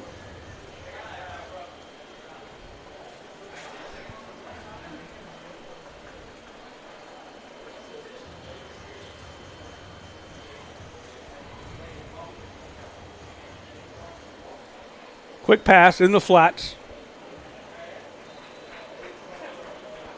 Well, that's a good job. You know, a lot of times a corner or whatever is going to back off and give them a little bit more room, thinking they're not going to throw the ball. And good job of coming in and wrapping it up right there by number 3, Thompson. Yeah, on Cockerham. Cockerham's come in a supporting role, number 8 for Zachary. But Brendan Thompson has gotten his share of action tonight. Well, you know, if you look at last year's score and this year's score, you know, if you were at last year's game, you said it wasn't anything like this. It was a tight game until the 4th quarter. And then Zachary blew it open. I think kind of blew it open in the 3rd quarter. So then East Ascension comes back the next week on the road in West Monroe, and not many people win there. Right. And in overtime, they beat the Rebels. It's huge. 8:23 in the clock ticking, dropping back. Spangler finds his man. Again, it's Tradez Green, and Green picks up the first down across the 25 to the 26. Boy, nice job here by Spangler. Offensive line gave him some time, too, that time. Had time, read it, looked like man-to-man all the way. You throw your curl route, and good job by Green bringing it in. A little delayed handoff. Nowhere to go. I don't think that play's designed to go outside. I think it's an inside run. Mervyn Ragus on the stop, and Ragus just nailed him. He's come in the second half and made some plays for the defense for the Spartans. Brings up 2nd and 11. Checking into the ball game, number 94, Jameer Smith. He will come in for Camden Womack. So getting some guys some playing time, although we've seen most of these guys throughout the night. Dropping back, no pressure. Throws wide open, sidesteps one defender, and finally ridden to the turf at the 45. First down for the Broncos. 4th catch of the night for Green. I'm going to tell you, Spangler says, I can throw it high. I just can't throw it low. Right. He's not going to like that low throw. Right. And he's able to just catch that in. And look, let me just tell you, the chains are moving. Brewerton says, keep them moving. Right, keep them moving. Right. Let's just keep the clock moving. Let's don't go backwards. There's a good snap. Much more what he was looking for.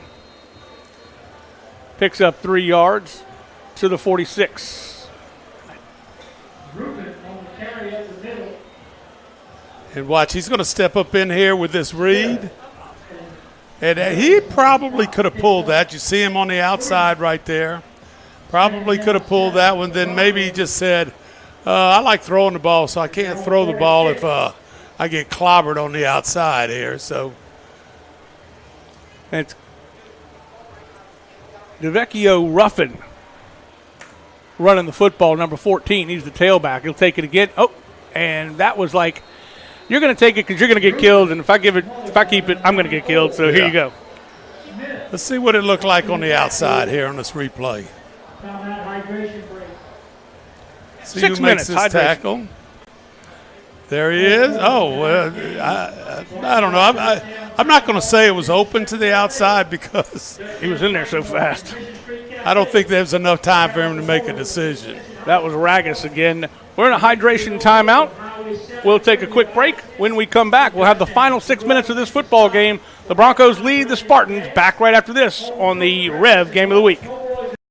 The athletic training staff of East Ascension High School would like to thank Ascension Equipment, Our Lady of the Lake Health, Piku Builder Supplies, Ross Downing Buick GMC, Walk-Ons, We Live for This, Glaze, Heating and Air, SKR Construction, Austin Fire Systems, for their support of our EA Sports Medicine Program.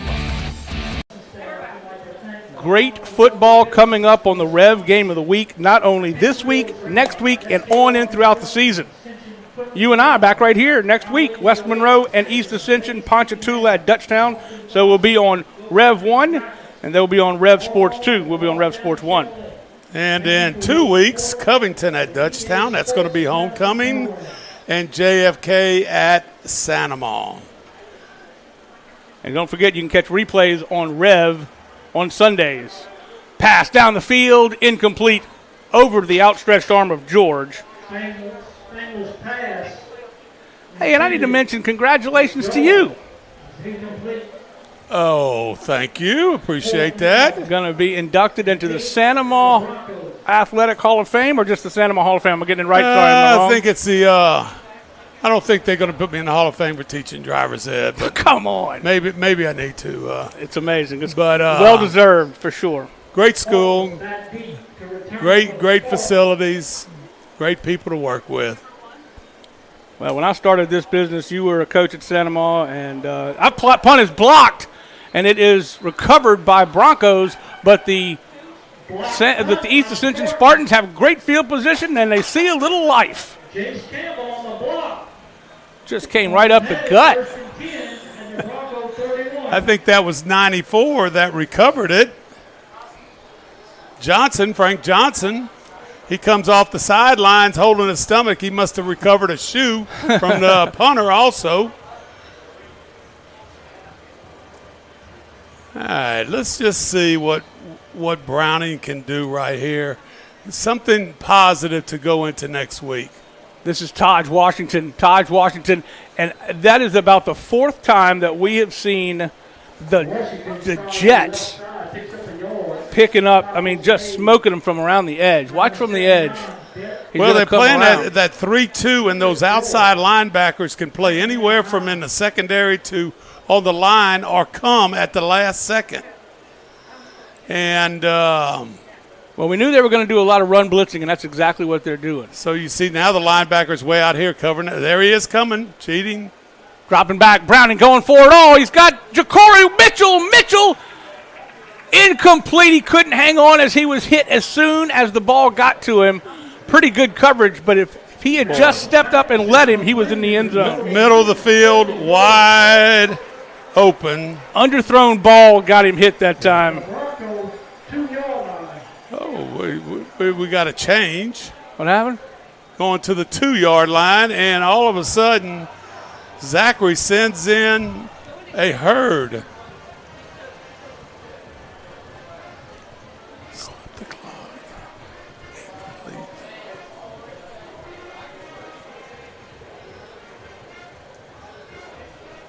I'm going to tell you, you can look at the score and say whatever you want. I think this is crucial for EA. Yeah. You're right. I think it's crucial for the student body, their fans. Browning tried to take it himself, bounced, and then he goes nowhere. He started to go right off center on the right side, then bounced to the left, and he goes nowhere. Bringing in the jumbos. And look, you know what this is? My bigs versus your bigs. And we saw what they did last time when they bounced it outside, when they were right down here, and they had a yard to get. Second and goal. You usually have to get to that C gap out there. Right. Move out of the way, buddy. Here it goes. Brown looking for somebody to throw to. He's going to take it himself. Touchdown. Browning looking for somebody to toss to, was wide, and then he just decided to lower his shoulder and get in there. The sophomore quarterback showing some toughness. Good job on the rotate and roll out. There he goes. He decides. I don't know.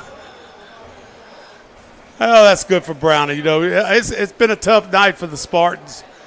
Offensively, maybe not so much defensively. And then Browning comes to the sideline and catches a cramp.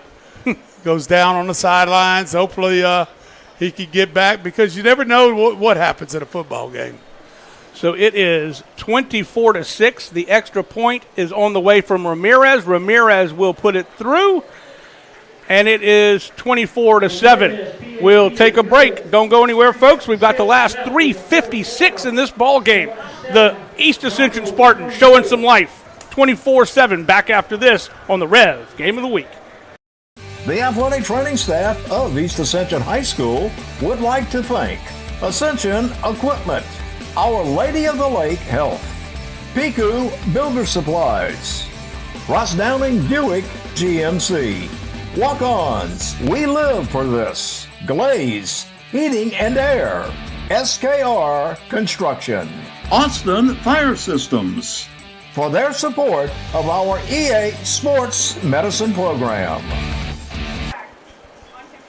Sports Writers Association preseason top 10 in 5A. I bet Robin Fambro, who's just down the hallway from us, had a little something to say about this. And we might say, well, maybe Zachary might need a vote or two right here. But Curtis, basically with AA enrollment, they running up to 5A. Catholic, maybe had a little tough time last week, but they have proven what they can do over the years. Destrehan, always tough. Rustin, back in the driver's seat. Zachary's always been there. Carr, I don't know how you could ever count them out. Acadiana, same thing. St. Aug, same thing. You probably have 10 possibilities there in that top 10. Saw Karen Crow at 9 and West Monroe, of course, at 10. There's the student section. They're fired up. They're getting back in the ball game. Little onside kick we expect here. Let's see, you got the hands team up. And it's going to be a squibber right up the middle. Bounces nicely. Takes another bounce, and it will be taken and stopped right there. And the whistle's blew early? Well, I don't know about blowing it early, but the 20-yard onside kick is not going to get it. That was Jonas Hayes. And offsides on the defense. On the kicking team. I will say this: at Santa Ma, our kickers, they took big time advantage because we onside kicked a lot. Oh, really? Okay? Oh, yeah. We were so good on defense, might as well onside kick. Yeah. And it is unreal. I'm not a big fan of that one right there, especially in this situation. Maybe, because they have been lining up with 4 guys across the front. But if you go from one hash all the way across the field, you got a chance of some hops and everything else. And the guys we had were totally outstanding. And they take pride in that, man. Everybody get an outside kick, my goodness. And there's a timeout taken by the Spartans. 3:53 to go in the ball game.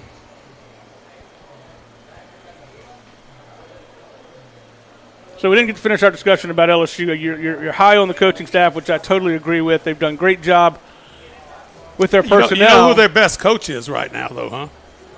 Is that dang transfer portal. The guy that's trying to find all those cats. No doubt. They have done an outstanding job.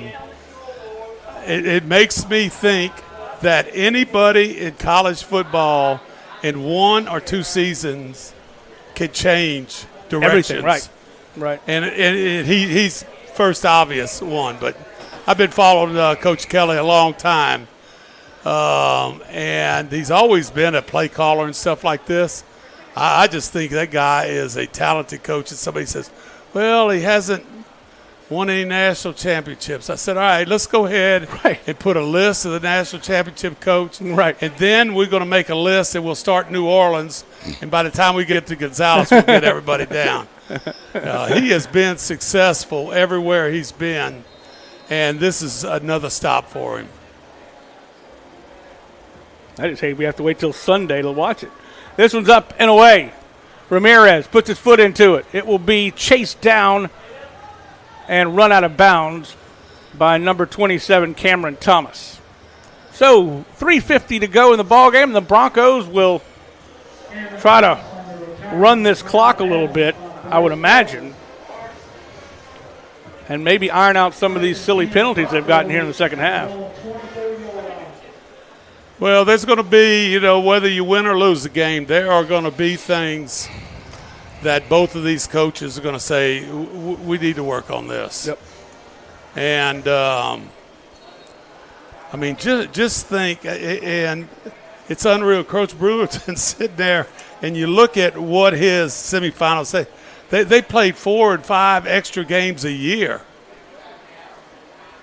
Thomas spins out of 2 tackles, and that's something that Coach Lee doesn't want to see. Into the game, not wrapping up, trying to tackle high against guys that are so powerful. There's no doubt because, if you're a little bit tired, right there making a play, that's 5 to 8 extra yards. I mean, they had him at a little bit past the line of scrimmage and allowed him to pick up the first down. And you might say, well, we're trying to tackle the football. I don't know. The ones I saw, they were around the shoulder blades. Right. Shoulder pad area. I didn't see anybody trying to yank it out myself. 1st and 10 from the 36. Straight up the gut. Thomas punishing some defenders. Picks up 5. Thomas off the right side. Richardson on the stop. Blaine Williams on the stop. Picks up 6, second down 4. Well, picked up 6. I gave him 5. He got 6. 2nd and 4. They're on 43. Clock rolling. Under 3 minutes now.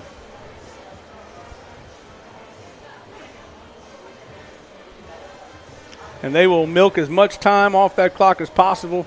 The play clock, plenty of time at 20 seconds. And they will just meander a bit.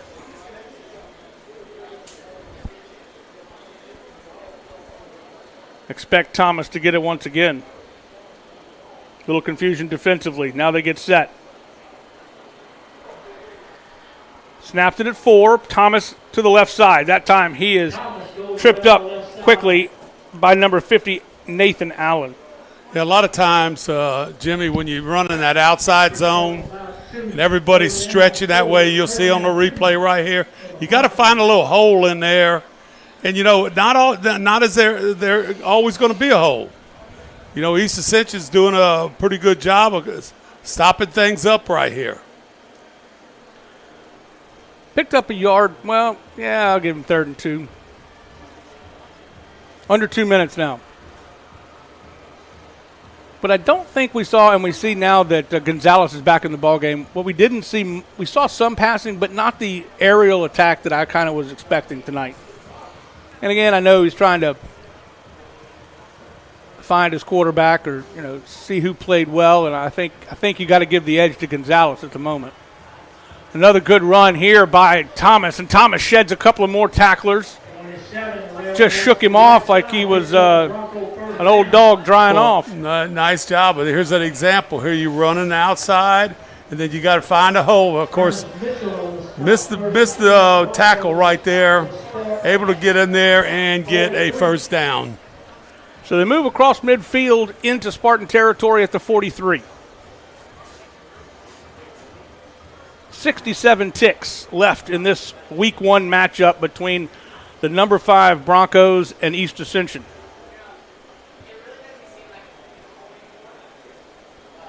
Next week, we'll be right back here with the number 10 team, West Monroe, traveling all the way down to Gonzales to meet the East Ascension Spartans, and we'll be ready for them.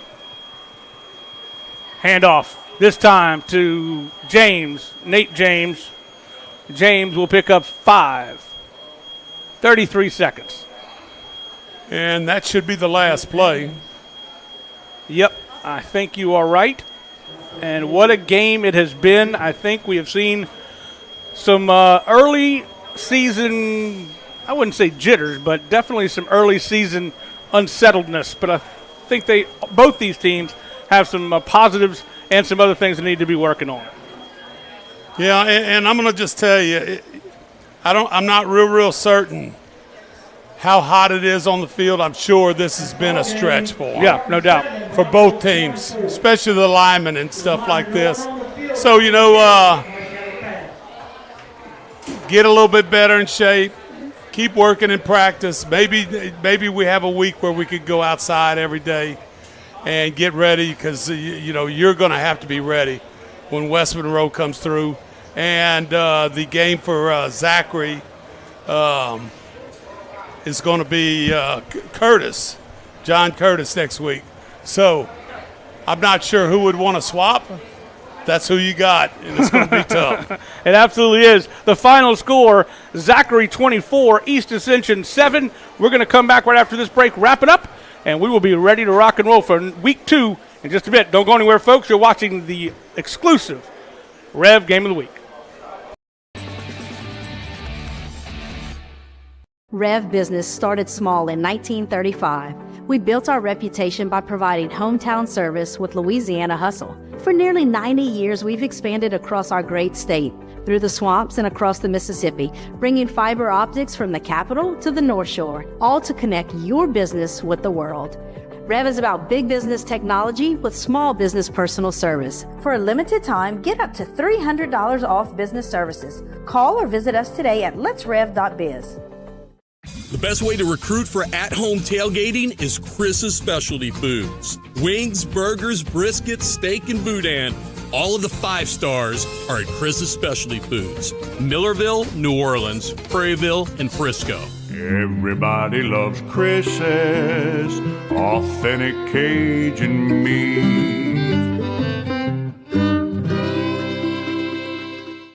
We just moved, so there's millions of Valley is in bloom, over 9 acres. When we started, we grew 1/4 of an acre. Now I'm taking on new products on the regular. We always dreamed of having this property, so I want to make my yard look as beautiful as largemouth bass. Yep. We've got tons of them, don't we, buddy? There are millions of ways to make the most of your land. How will you make the most of yours? Come see us at Ascension Equipment for John Deere sales and service. Save more today and mow tomorrow.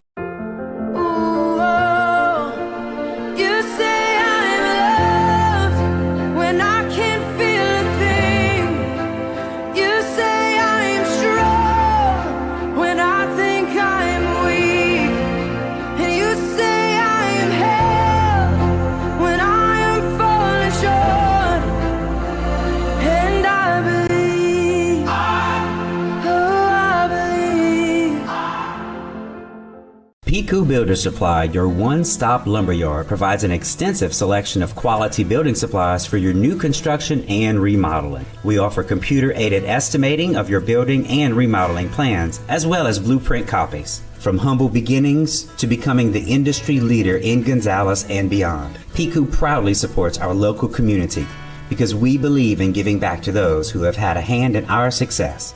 Let the experts at Piku Builder Supply help you with your new project today.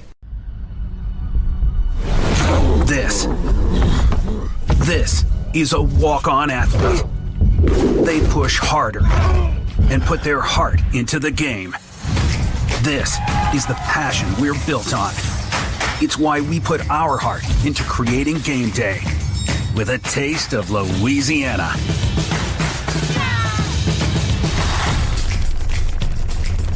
Walk-ons, we live for this.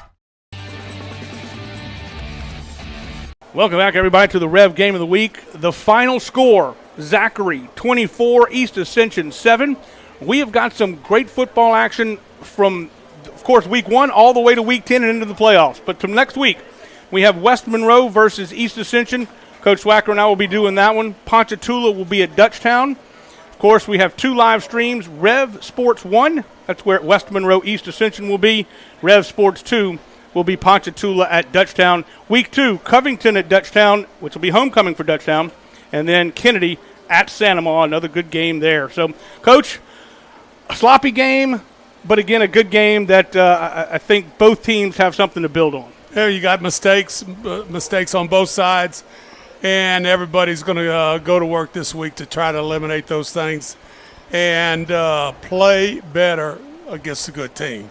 Absolutely. That's tough. It is, and we've got some good games coming up. Of course, we've got a lot of football as we're just getting started in the 2023 season. Want to thank our camera operators, Jake Voisin and Nolan Wagasback, of course, our director, Courtney Lawrence, and our producers, Lyle Boudreau and Andre Chapoy. For Coach David Swacker and myself, Jimmy Frederick, have a great night, everybody, and that's going to do it for the Rev Game of the Week. Again, the final score, Zachary 24, East Ascension 7. Good night, everybody. We'll see you next week.